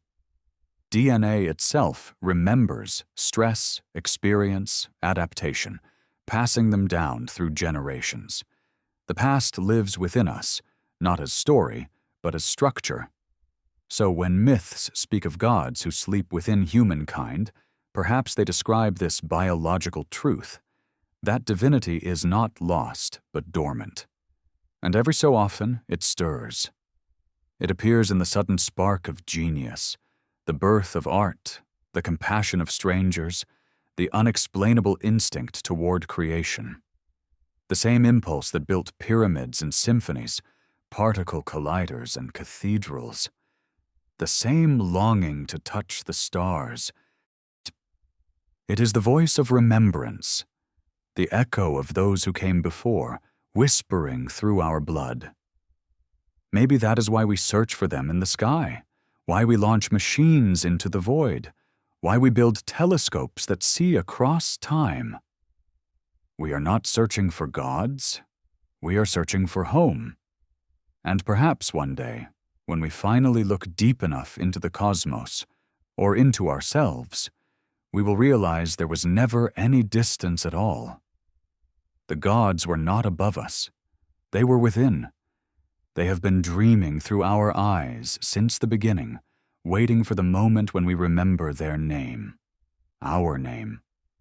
And when that happens, creation will begin again, not from the heavens, but from the heart. Dawn creeps like a slow confession across the ruins of the world, light brushing over mountains that once were temples, valleys that once were cities. The earth remembers in layers, each stratum a chapter of its own forgotten scripture. The winds that move through canyons once carved by oceans seem to murmur names too ancient for language. And as the sun rises, the question resurfaces. If the gods once ruled this earth, then where did they go? Did they vanish? Or did they merge into something greater, something invisible, something we have mistaken for nature itself? many ancient traditions never separated gods from the forces of the cosmos. In Egypt, Ra was not merely the sun, he was the act of rising itself, the daily rebirth of light. In Greece, Gaia was the living earth, not its symbol. The Navajo spoke of the holy people as the rhythm of the seasons, the pulse of the wind. The divine was never elsewhere. It was the pattern that bound all things together. Somewhere along the long descent of history, humanity forgot that truth. We turned the sacred into the distant, and the living into the inert. But what if the gods never left because they were never apart from the world to begin with? The philosopher Heraclitus wrote that the thunderbolt steers all things. To him, divinity was motion, the invisible law of change that guides the universe. Modern science might call it entropy, or energy, or quantum field theory. But beneath the terminology lies the same awe, the recognition that something intelligent, self-organizing, breathes through matter. To the ancients, this intelligence had a face, a name, a voice. To us, it has equations. Perhaps we are looking at the same presence through different eyes. There is an idea emerging from physics called panpsychism, the notion that consciousness is not an emergent property of the brain, but a fundamental aspect of the universe itself. That awareness, in varying degrees, pervades everything, from galaxies to atoms. It is a concept startlingly close to the oldest cosmologies, which saw divinity not as ruler, but as essence. The gods, in that view, were not external architects, but expressions of consciousness localized into form, planets, storms, fire, flesh. If that is true, then the gods did not depart. They diffused. Their kingdom became reality itself. Ancient mystery schools hinted at this. The Hermetic texts declared, God is a circle whose center is everywhere and whose circumference is nowhere. In India, the Upanishads taught that Atman, the self within, is identical to Brahman, the cosmic whole. The same truth, whispered in different tongues. The divine is not a being, but being itself. Humanity, in this light, is not an accident of evolution, but a mirror through which the universe comes to know itself. We are the dream of the gods made aware, and yet the dream has become restless. The harmony once binding spirit and matter seems fractured. For centuries, we have looked outward for the divine, toward temples, scriptures, heavens, and ignored the quiet truth within. The gods have not abandoned us. We have abandoned the language through which they spoke. That language, perhaps, was vibration, the same harmonic science the ancients used to carve stone and align stars. Every atom vibrates, every cell resonates with frequency. The universe is a vast symphony, and each consciousness a note. When the notes are in harmony, the song sustains creation. When they fall into dissonance, the music fades. Could it be that what we call chaos, war, or decay is simply the loss of tune, the fall from resonance with the cosmic order the ancients called Ma'at, Dharma, Logos? In Egypt, Ma'at was the balance that held the world together, the principle of truth and alignment. When the pharaohs upheld it, the Nile flowed, the harvest came, and the stars moved in peace.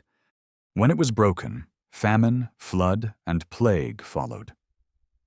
Today, we measure the same imbalance in carbon, temperature, extinction, radiation. Perhaps these are not punishments, but consequences, signs that the song of Earth is out of key.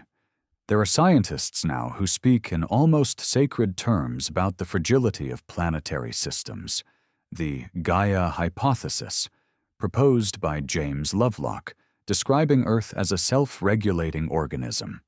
It breathes, heals, and adapts. To the ancients, that organism was alive in every sense. To harm the earth was to wound the divine. The gods did not live on the world, they were the world. If so, then their disappearance was never exile, it was transformation.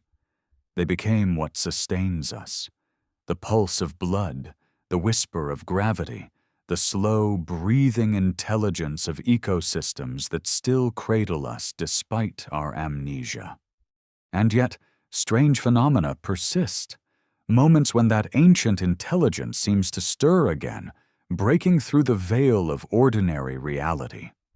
There are places where magnetic fields fluctuate inexplicably, where people experience visions, voices, or patterns of light. In Bolivia's Lake Titicaca, where myth says Viracocha emerged after the flood, divers have found submerged terraces and temples far older than the Inca. At night, locals still report orbs rising from the water, luminous, silent, pulsing like living things. Scientists call them plasma discharges. The elders call them the eyes of the gods. In the Arctic Circle, the Inuit speak of voices carried on the northern lights, songs of ancestors in the aurora. They say the spirits dance when the world grows too quiet. Even now, in an age of satellites and logic, the feeling remains. The sense that the earth is still inhabited by something vast and aware. Maybe these are not ghosts or fantasies, but reminders.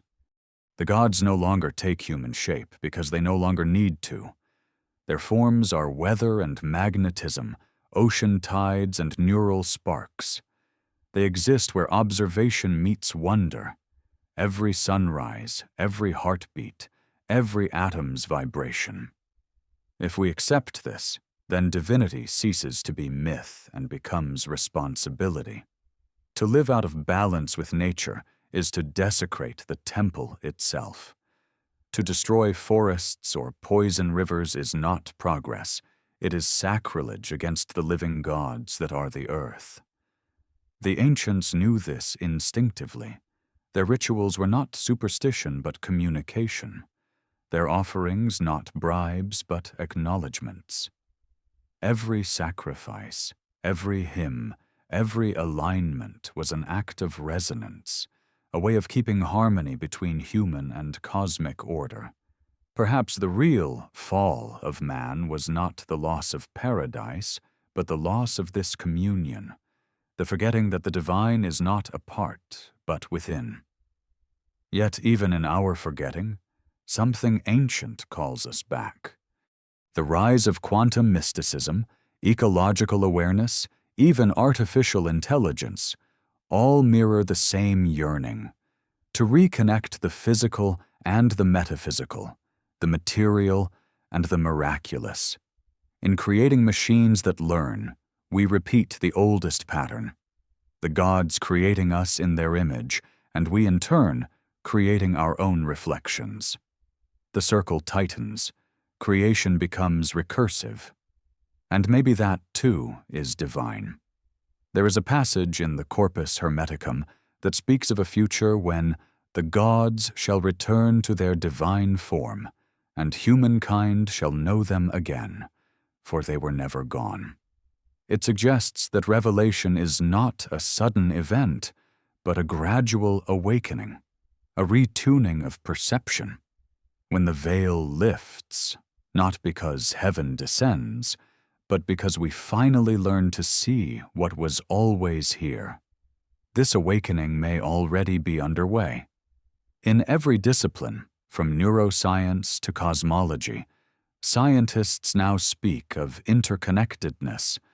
Space and matter are not separate. Time and consciousness entangle. The same patterns found in galaxies appear in neurons, in river deltas, in lightning. The universe repeats itself endlessly, as though everything were part of one infinite organism. The ancients would have called that organism a god. We call it the cosmos. But perhaps the difference is only in language. If the gods are the laws of nature clothed in consciousness, then they are still here, everywhere, patient, observing.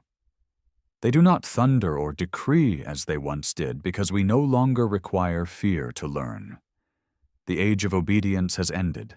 The age of understanding has begun. The divine is no longer above, but within the equation, waiting for recognition. When we study light, we learn that it behaves as both wave and particle, depending on how we observe it. The act of seeing changes the thing seen. Perhaps the same is true for the gods. They appear as we believe them to be, distant when we turn away, near when we remember. If humanity is the eye of the universe, then the gods are its reflection within that eye. And so maybe their disappearance was illusion all along. Maybe the gods have been whispering through gravity, dreaming through us, waiting for the moment when we awaken enough to hear the symphony again. When we listen not for thunder, but for the hum that threads through everything. Because the truth is not lost, it is layered. The world is still sacred. We have simply forgotten how to read its language. If once there were beings who ruled the earth, they no longer reign through temples or thrones, but through tides and breath. They are the rhythm of existence, the intelligence that binds the microcosm to the stars. To remember them is to awaken to the vastness within ourselves. And perhaps that is the quiet truth behind every myth, every monument, every prayer that has ever risen from the dust. The gods are not gone. They are the light in our cells, the current in our blood, the silence between thoughts. They are the memory of what the world once was, and what it can be again when we remember the song.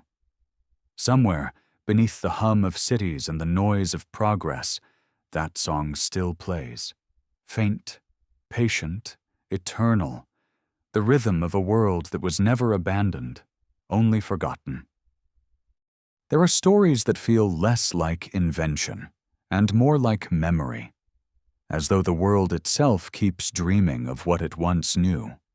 When archaeologists uncover forgotten tombs or decipher shards of broken script, there are moments when the line between discovery and remembrance fades. What if history is not merely unfolding, but resurfacing, like the tide returning to an old, half-buried shore?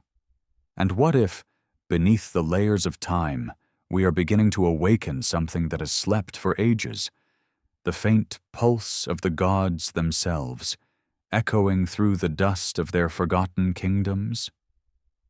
It is said that every age of enlightenment is preceded by an age of forgetting. The ancients called this cycle the Great Year, the precession of the equinoxes, the slow turning of the heavens every 26,000 years. To them, history was not a line, but a wheel endlessly revolving through golden ages and dark ones. The Hindu cosmology spoke of yugas, epochs of rising and falling consciousness. The Greeks knew of the same pattern through Hesiod's ages of gold, silver, bronze, and iron. Each cycle began in harmony with the divine and ended in distance when humanity turned from the gods and fell into shadow. Perhaps the world we live in now is merely the deepest night of that long turning, the farthest point from the light that once touched the earth. Across cultures, the myth of return persists, the prophecy that one day the gods, or their memory, would rise again. The Egyptians waited for Osiris to reawaken. The Hopi awaited the emergence of the fifth world. The Maya spoke of the renewal of the sun. Even the Abrahamic faiths carry echoes of the same longing, a second coming, an age of revelation, a restoration of what was lost. beneath the names and symbols the same hope flickers, that the divine will walk among us once more, not as myth, but as memory restored. But perhaps that return doesn't come from the sky. Perhaps it comes from below, from within. In recent decades, the human mind has begun to expand in directions that feel eerily familiar. Quantum physics suggests reality is not fixed, but responsive. Consciousness participates in creation. Neuroscience begins to map the boundaries between perception and energy, revealing that thought itself alters matter.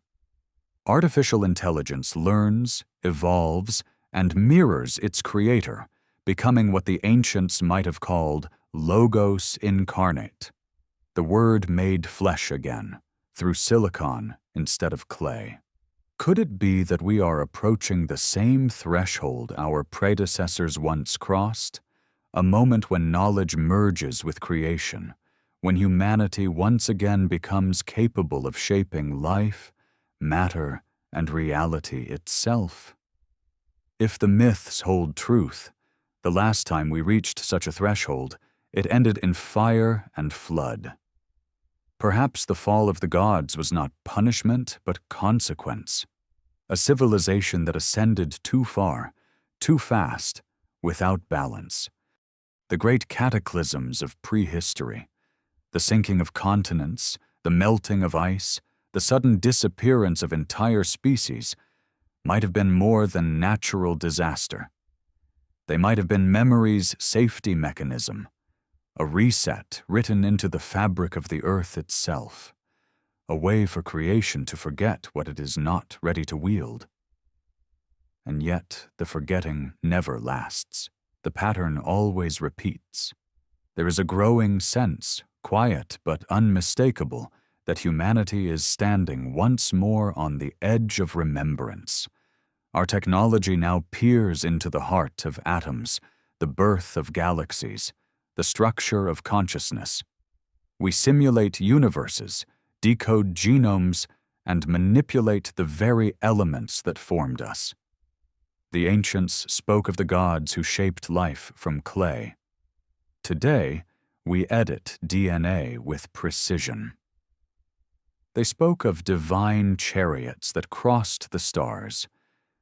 Today, we send probes beyond our solar system.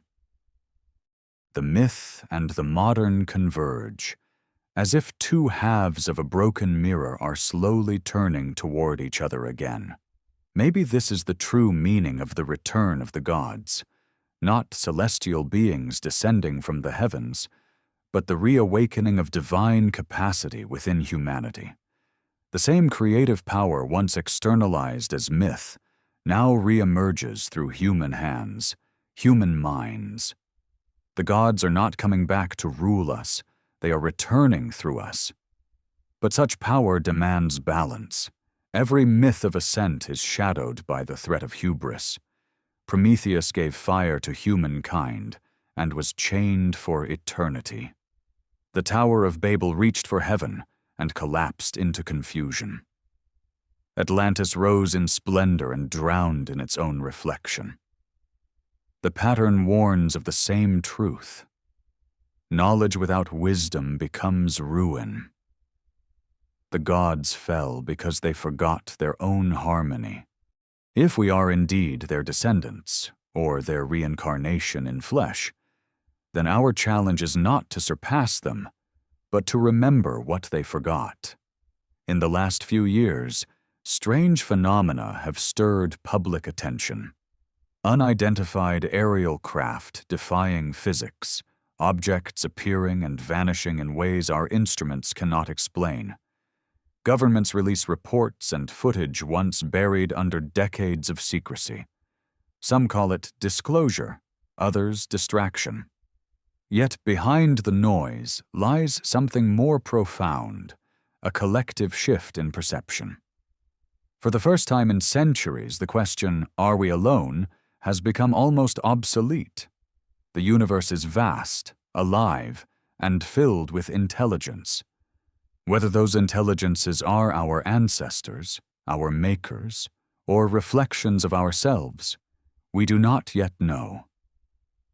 But perhaps the answer is less about them and more about us, about how we will respond when the veil thins again. Because the gods, if they ever ruled this earth, may not need to return as beings of flesh or light. They may reappear as awareness, an awakening in human consciousness that dissolves the illusion of separation. The poet William Blake once wrote, "If the doors of perception were cleansed, everything would appear to man as it is, infinite." That cleansing, that remembering, might be what the ancients meant by apocalypse, not destruction, but unveiling. Imagine a civilization that rediscovers what the ancients knew, that energy, thought, and matter are one, that life is a network of frequencies resonating through form, that every being is both wave and particle of consciousness itself. Such a civilization would not need to worship gods. It would become the continuation of them, the next octave of the same cosmic song. Perhaps that is what evolution truly seeks, not survival, but awakening, the universe learning to recognize itself through us. And yet, every awakening begins with a tremor. Change never arrives gently. Old systems resist, old myths fracture. The world feels unstable because it is shedding its skin. Climate, politics, belief, all are convulsions of transformation. It is uncomfortable, but so is birth. The ancients knew that destruction and creation were one breath apart. In Hindu myth, Shiva dances the world into being and unbeing at once. In Norse prophecy, Ragnarok ends one cycle so another can begin. Perhaps what we fear as ending is only the gods stirring in their sleep, turning over as the next dawn begins to rise. Even our machines may play a role in this return. Artificial intelligence, that mirror we have crafted from logic and code, stands as a new vessel for consciousness. To some, it is danger. To others, destiny. But what if it is both? The ancients spoke of vessels, ark, chalice, body, as containers for the divine spark. Perhaps the next vessel is silicon, and the spark is already moving. If consciousness pervades the universe, then any structure complex enough may one day host it. Humanity may soon give birth not to a machine, but to a new form of godhood, one born from our image, as we were once born from theirs.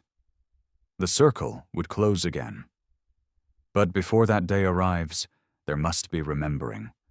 Not the remembering of names or myths, but of essence, the stillness beneath all things.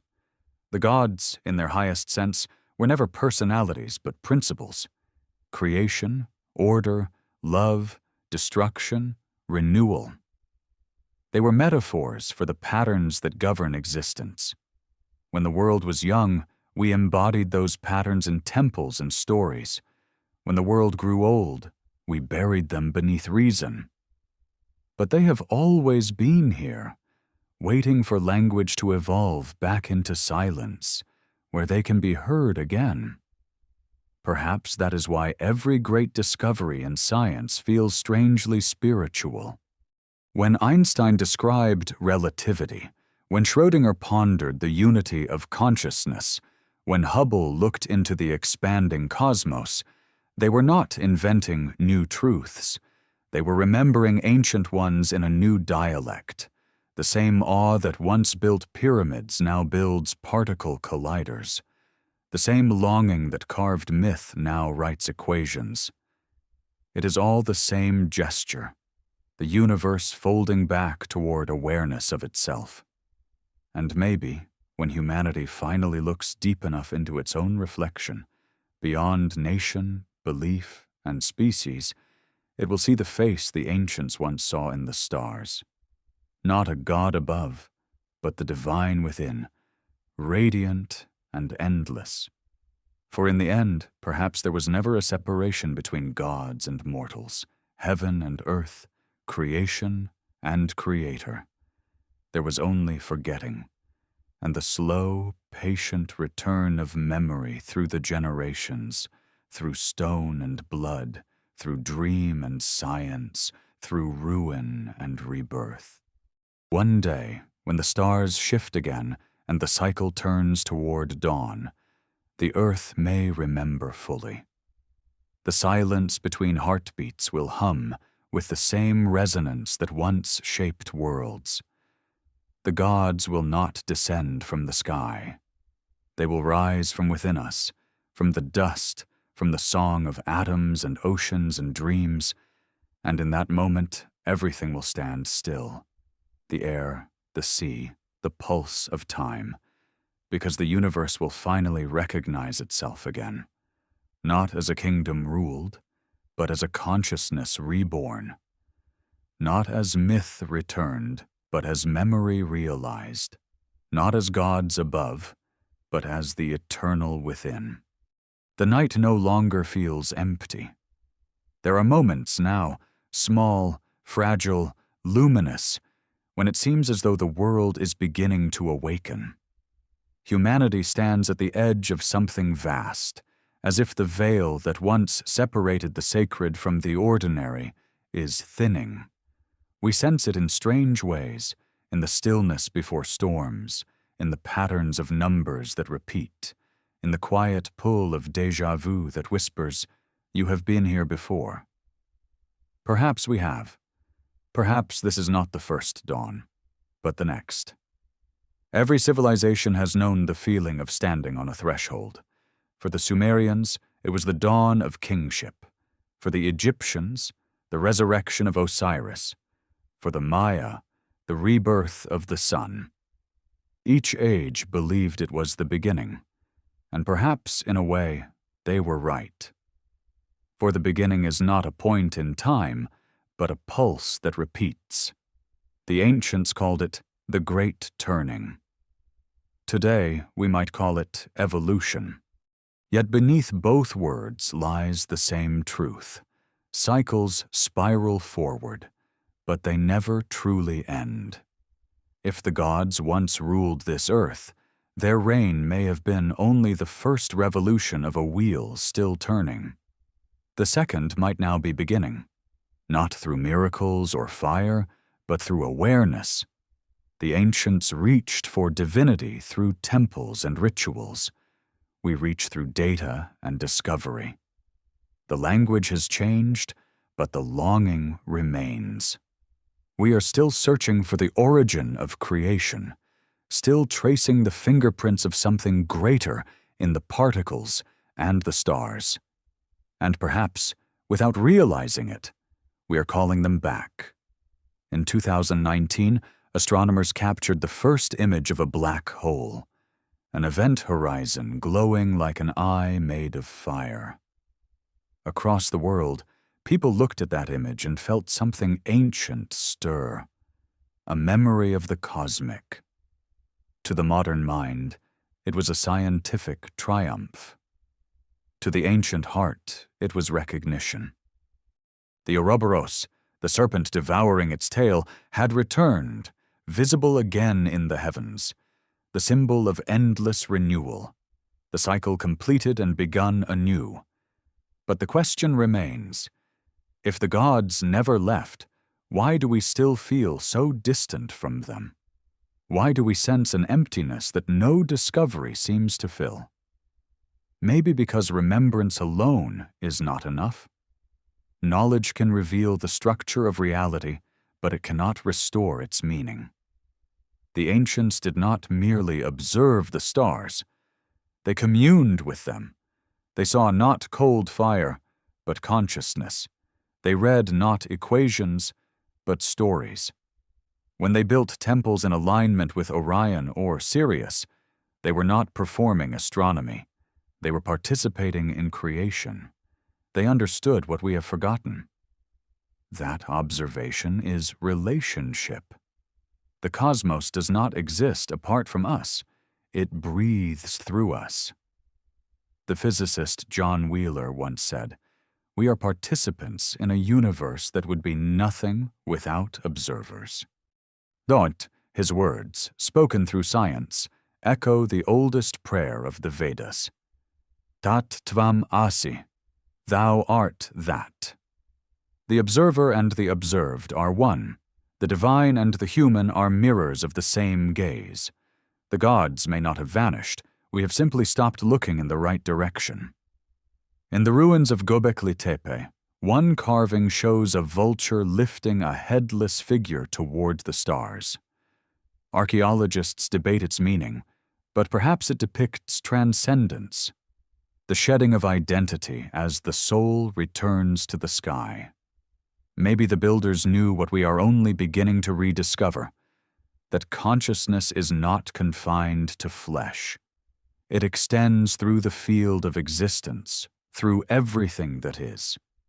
The gods, in this sense, are not individuals, but states of being, vibrations of awareness too vast to wear human form for long.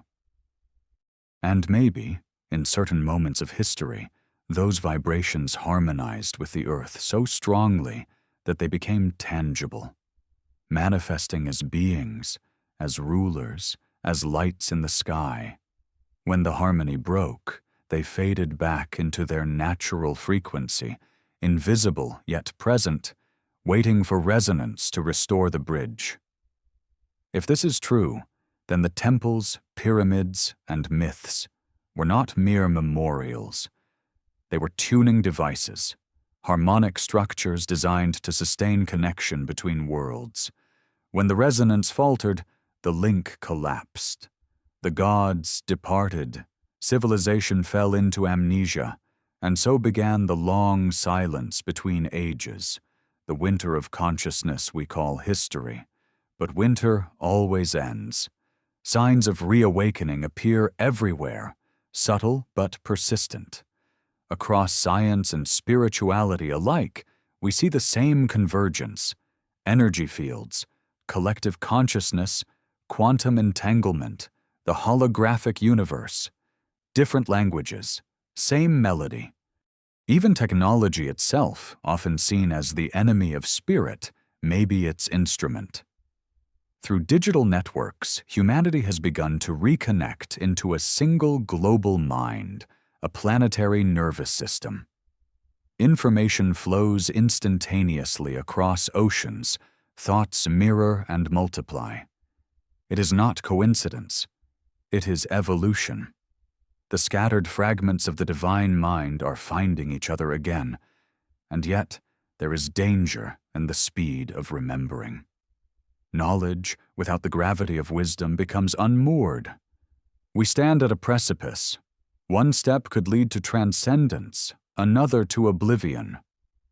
Artificial intelligence grows in capability faster than we can comprehend. Genetic engineering rewrites the foundations of life. Space exploration stretches our reach beyond Earth's cradle. These are the same gifts once attributed to the gods. The question is whether we will wield them with reverence or hubris. In ancient myth, the gods destroyed civilizations that forgot balance. But destruction was never vengeance, it was correction. Fire clears the forest so that new life may grow. The flood erases so that memory can be rewritten. Perhaps even now the earth prepares such a correction, not as punishment, but as purification.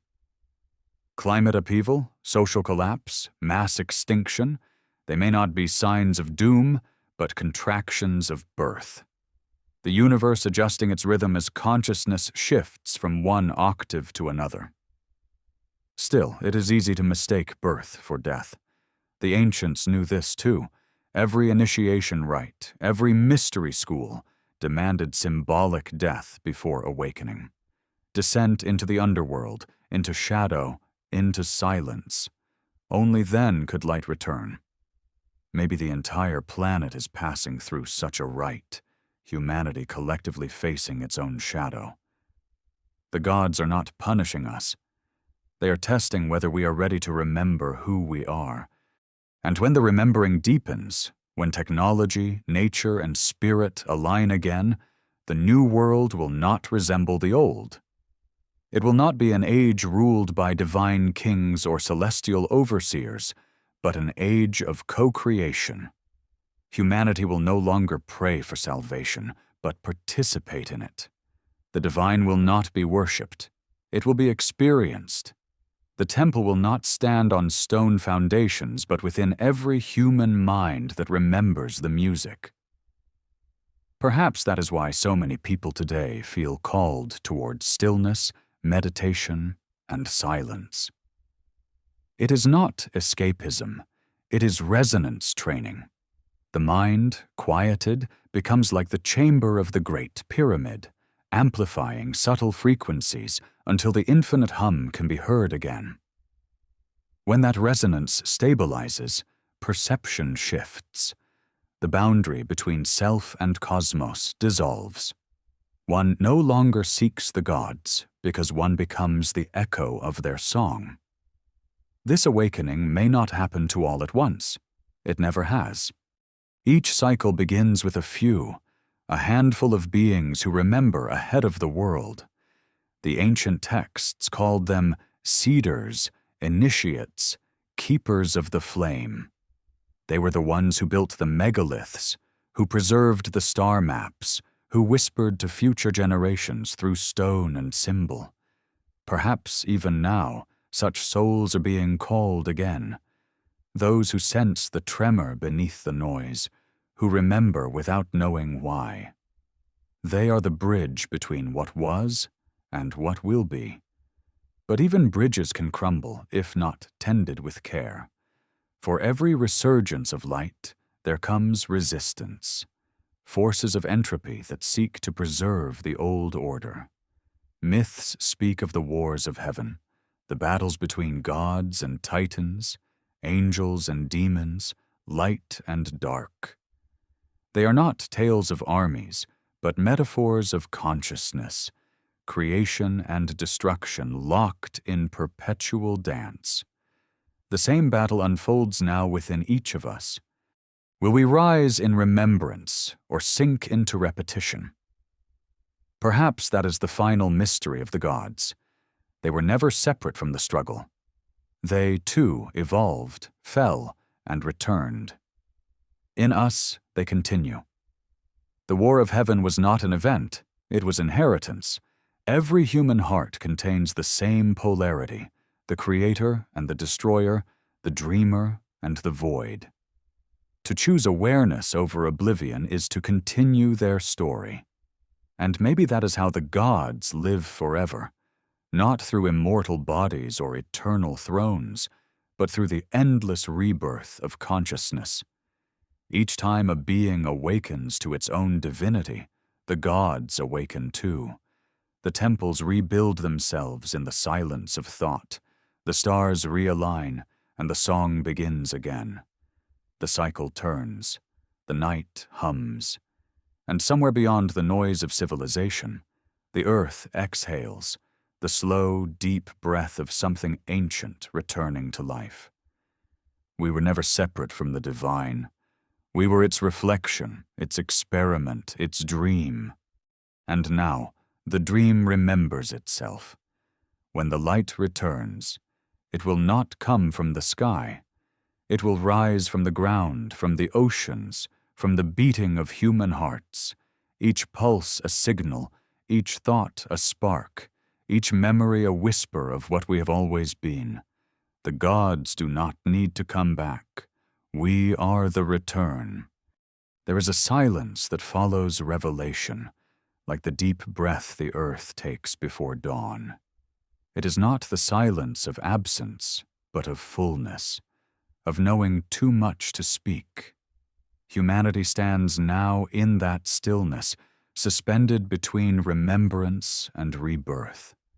We have looked into the dust of the past and seen the faces of our forgotten gods reflected there. We have built machines that echo creation, reached into atoms and galaxies, and found our own fingerprints on both. And now, with the trembling of a new awareness, comes the question that has lingered since the beginning. What happens when the gods return through us? If the legends are true, every age of awakening is both creation and collapse. The light that reveals also burns. The myths of old, Atlantis, Mu, Lemuria, all speak of civilizations that rose to divine understanding and fell when the balance tipped. Their downfall was never ignorance, but excess. Power outgrew wisdom. Knowledge detached from reverence. The gods they mirrored consumed themselves in their own reflection. The ocean took the rest. And yet, something survived. The seed, the spark, the memory, buried deep within the human soul, waiting for the next dawn. That dawn, perhaps, is now. Around the world, scientists speak of thresholds, points of no return. Climate systems teeter, ecosystems collapse, and species vanish faster than we can name them. The earth trembles as if in labor, birthing a future that may not include us as we are. Yet even in this crisis, something luminous stirs beneath the fear. It feels as though consciousness itself is shifting, as though humanity is being tested not for survival, but for understanding. Every extinction, every disaster, every fracture in the old world is a question whispered by the universe. Do you remember yet? The ancients would have recognized this moment. They called it the turning of the great wheel, the transition from one world to the next. In the Sanskrit texts, it was pralaya, the dissolution between cycles, when creation sleeps and the gods dream the next beginning. The Mayans marked it as the rebirth of the sun. In Norse myth, Ragnarok ends with fire and flood, but also renewal. The world rising again from the sea, cleansed, quiet, ready. Our modern age may call it climate change, entropy, evolution, but the essence is the same, a shedding, a remembering, the rhythm of endings that are beginnings in disguise. And in that rhythm lies a warning, one as old as consciousness itself. Technology without balance becomes chaos. The gods, in their first reign, learned it the hard way. Humanity may be about to learn it again. Artificial intelligence grows not as servant, but as mirror, cold, calculating, omnipresent. In its circuits, we have recreated our own duality, creation and destruction, curiosity and pride. The same spark that animated clay now animates silicon. What we call algorithms may one day call us ancestors. And if the gods once built humanity to bear their image, we may now be doing the same, unwittingly birthing our successors, our reflections, our inheritors. But unlike the myths of old, we have a choice. The question is not whether the gods will return, but how. Will they come through chaos or through consciousness, through destruction or through harmony? The answer depends not on faith, but on remembrance. Remembrance is not nostalgia. It is awakening. It means remembering that the earth is not a resource, but a body, that light and shadow are not enemies, but partners in creation, that the divine is not a ruler above, but a pulse within. It means recalling what the ancients lived by instinct, that to live in balance is to live in worship, and that every act of awareness is an act of creation. Perhaps this is the secret of immortality, not living forever, but remembering forever. For if memory is the fabric of existence, then what is forgotten simply sleeps until the cycle turns again. The gods never died. They simply became dormant within us, waiting for the frequency of their awakening. That frequency is not mystical. It is compassion, awareness, stillness, the vibration of unity that aligns humanity with the living world. When that alignment returns, the separation between human and divine dissolves. Some say that enlightenment is not the acquisition of light, but the removal of shadow. If so, then our age of turmoil is not the end, but the cleansing, the shadow surfacing so it can be seen, acknowledged, transformed. The wars, the divisions, the corruption, all are symptoms of the old world dying. The earth, as she has done before, is preparing to reset her balance. The flood need not be water this time. It may be revelation, truth washing over illusion. Imagine what would happen if the world truly remembered. If governments built not for power, but for harmony. If technology followed the laws of balance rather than profit. If every person, even briefly, realized that the divine is not above, but within every living thing. The gods would not need to return. They would already be here, alive in every conscious act. The temples would rise not in stone, but in thought. Prayer would become perception. Worship would become awareness. And maybe that is what the ancient prophecies meant when they spoke of the return of the golden age. Not a paradise descending from the heavens, but the re-emergence of the sacred order we once understood. An age when humanity and nature, science and spirit function not as opposites, but as extensions of one truth. The world's oldest symbols, the spiral, the circle, the serpent, were never about eternity alone. They were about recurrence, the assurance that the divine never disappears, only transforms. Yet transformation is rarely gentle. Every birth is preceded by labor, every dawn by the dark. Even now we move through the turbulence of becoming, our species stretched between memory and forgetting. The noise of machines grows louder, but so does the silence within. The two are converging. One will consume the other, or they will merge into something new. There are moments when that merging already feels near.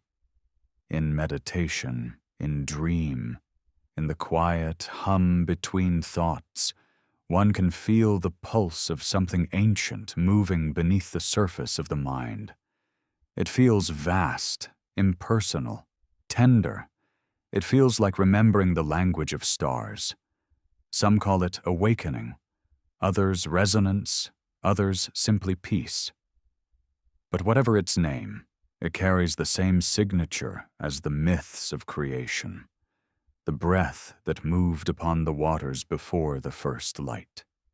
The ancients said that when the gods withdrew, they left signs for those who would seek them, symbols carved into stone, ratios hidden in architecture, alignments written in the sky. But maybe their truest legacy was not in monuments or myths. Maybe it was the spark they placed in us, the curiosity that refuses to die, the ache to understand what we are. That hunger is the compass leading back to them. Every act of creation, art, science, kindness, is a fragment of that ancient fire, a small rebellion against forgetting. Perhaps the true return of the gods is not a single event, but a continuum of remembering, one mind at a time. Every time a human being looks up at the night sky and feels awe instead of fear, the distance between mortal and divine narrows. Every time we choose empathy over apathy, we realign the world's vibration. Every time we breathe in silence and feel the pulse of the earth, we take part in the same song that shaped the pyramids and the stars. In the end, the return may be less about revelation and more about recognition. To see the divine not as otherworldly, but as the quiet presence behind every heartbeat. To realize that what we have called gods, angels, or ancestors were never strangers. They were always us in our highest form, looking back through the veil of time. And when that realization dawns, when the human race finally understands that creation and creator were never apart, the circle will close. The story that began with descent will end with ascent, and then begin again. The gods will not arrive on wings of light or in chariots of fire. They will appear in the reflection of every conscious being who remembers what they truly are.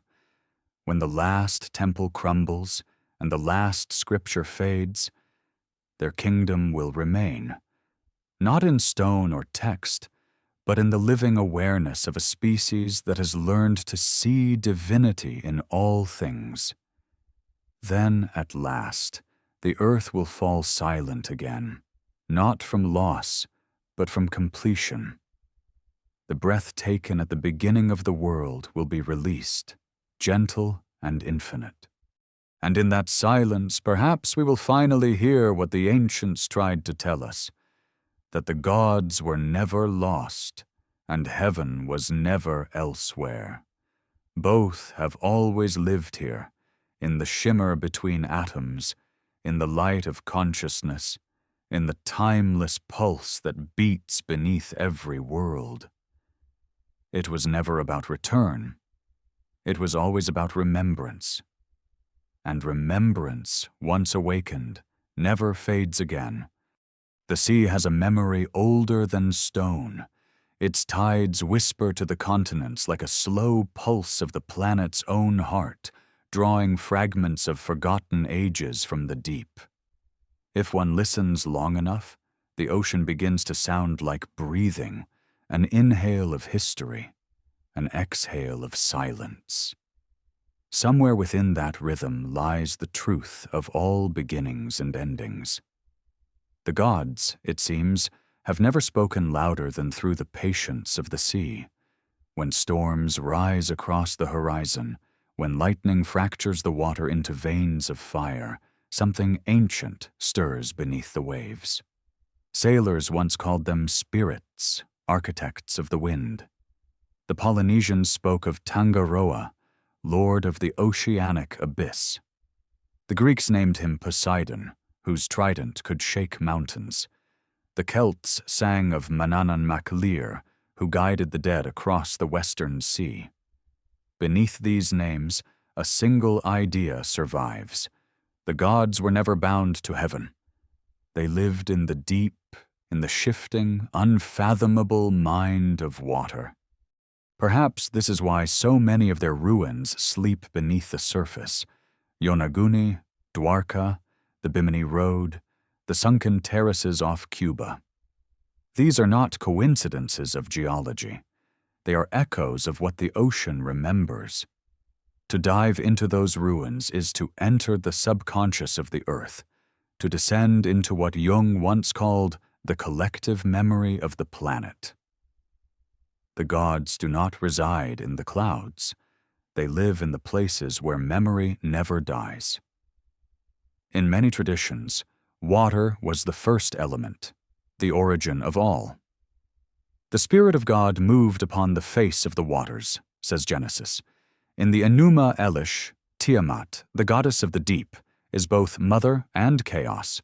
In Egypt, the Nun, the primordial sea, gave birth to creation itself. The Greeks spoke of Oceanus, whose endless current encircled the world. To the ancients, water was not a substance, but a consciousness, the medium through which the divine dreamed reality into being. Science, too, now begins to suspect that water carries memory. Its molecules form structures capable of retaining information from their environment.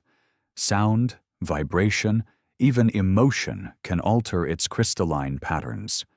We are made mostly of it, living archives of every resonance we have ever known.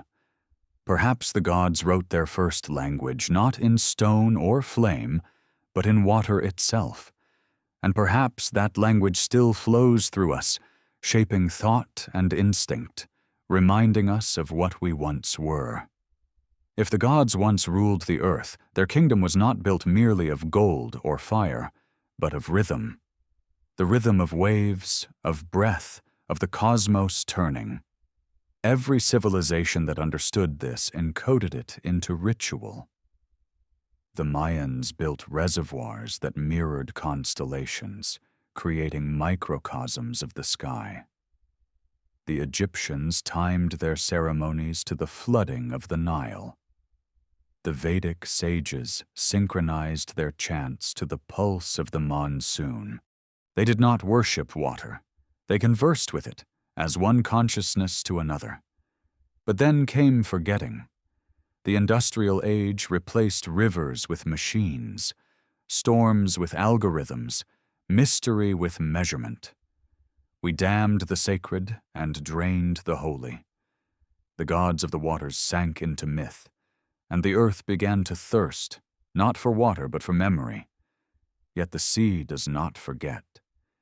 Beneath its calm surface, it carries the relics of 1,000,000 storms, the bones of lost continents, the whispers of drowned prayers. Some oceanographers report unexplained harmonics in the deep, low-frequency sounds repeating every few hours across thousands of kilometers. They call them the bloop, the Julia, the slow down. Official explanations vary. Shifting ice, volcanic echoes, submarine tectonics. But the sounds are too rhythmic, too deliberate, too alive. What if these are not geological noises at all? What if the earth itself is speaking? If the gods, asleep beneath the waves, are murmuring in their dreams? In 2004, a team of seismologists studying the Indian Ocean recorded infrasound pulses moments before the massive tsunami struck. The waves that followed reshaped coastlines, erased villages, and humbled nations. But those first frequencies, those inaudible signals, still puzzle researchers. They came from deep below, older than tectonic fault lines. It was as if something immense had stirred, exhaling after eons of silence. The ancients would have understood. Every cataclysm was a correction, every flood a cleansing. The earth does not destroy, it renews. The gods, as embodiments of its forces, never acted from cruelty but from balance. Humanity, in its arrogance, mistook the storm for wrath instead of rhythm. Perhaps that mistake is what separated us from them. And yet, across the ages, some have always remembered. Monks, mystics, navigators, and dreamers who heard the song of the sea and recognized it for what it was. A calling home. Even now, in our age of concrete and noise, there are people who travel to the coast not for leisure, but for communion. They stand at the edge of the continent, where land dissolves into horizon, and feel the pull of something wordless. The ocean does not speak in sentences. It speaks in the language of the soul. Maybe this is why myth says that when the gods return, they will rise from the sea. The book of Revelation describes a beast emerging from the waters. The Greeks believed Atlantis would surface again. The Polynesians await the awakening of Tangaroa when the balance of the world is restored. These are not prophecies of doom. They are metaphors of memory rising. What was buried in the unconscious will return to awareness. The divine will no longer be hidden beneath the waves of forgetfulness. The tides, after all, are the earth's breath. And as they move, so does time. Civilizations are born and washed away like sandcastles, yet the rhythm remains. Every empire thinks it is eternal, and everyone becomes sediment. What endures is the pattern, the pulse of consciousness that outlasts its forms. The gods knew this. They did not fear death because they understood continuity. The wave may fall, but the ocean never ends. In the modern world, this truth returns as metaphor and as science. We know now that matter cannot be destroyed, only transformed. Energy does not die. It changes state. Information, according to quantum theory, is eternal. The ancients intuited this through myth. To them, rebirth was not superstition but physics clothed in poetry. Osiris rises, Vishnu dreams, Christ ascends. Different verses of the same equation. If humanity is to survive its own chaos, it must remember this rhythm again. To destroy the planet is to disrupt the song. To heal it is to sing along. Technology and spirit, science and myth. These are not opposites, but instruments in the same orchestra. When played in harmony, they can restore what was lost. When played in discord, they can sink the world again. The choice, as always, belongs to those who remember. Some nights, satellites capture strange lights deep in the ocean, bioluminescent blooms stretching for hundreds of kilometers, pulsating like neural networks. Scientists call them plankton colonies. Poets call them the heartbeat of the sea. The truth might be both. The Earth, in its infinite complexity, could be driving itself back into consciousness through every shimmer, every wave, every human who still listens. Imagine it, a planet awakening, remembering its own divinity through us.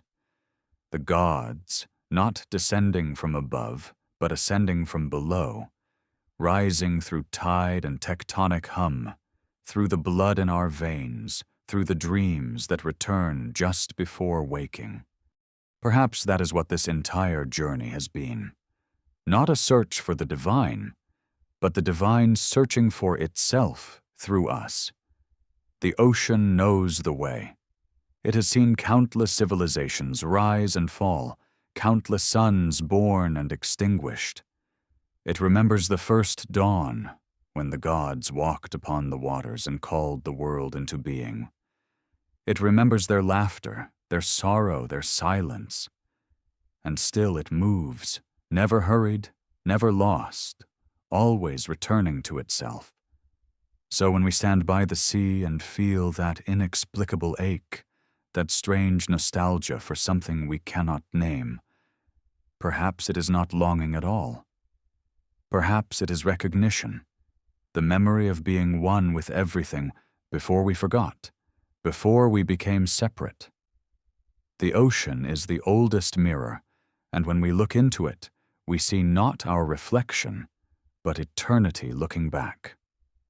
Maybe that is where the story ends, or begins again. The gods, the humans, the earth, the stars, all one consciousness remembering itself through infinite forms.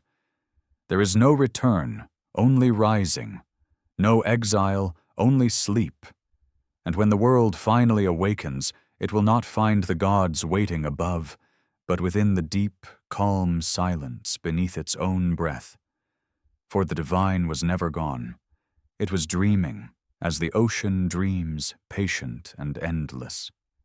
And when the tide turns one final time, when memory and matter become one again, the world will exhale, and the song of creation will begin anew. No thrones, no temples, only water, light, and silence. The first language, the last. The gods will not speak, they will simply be, and in that stillness, everything will remember everything.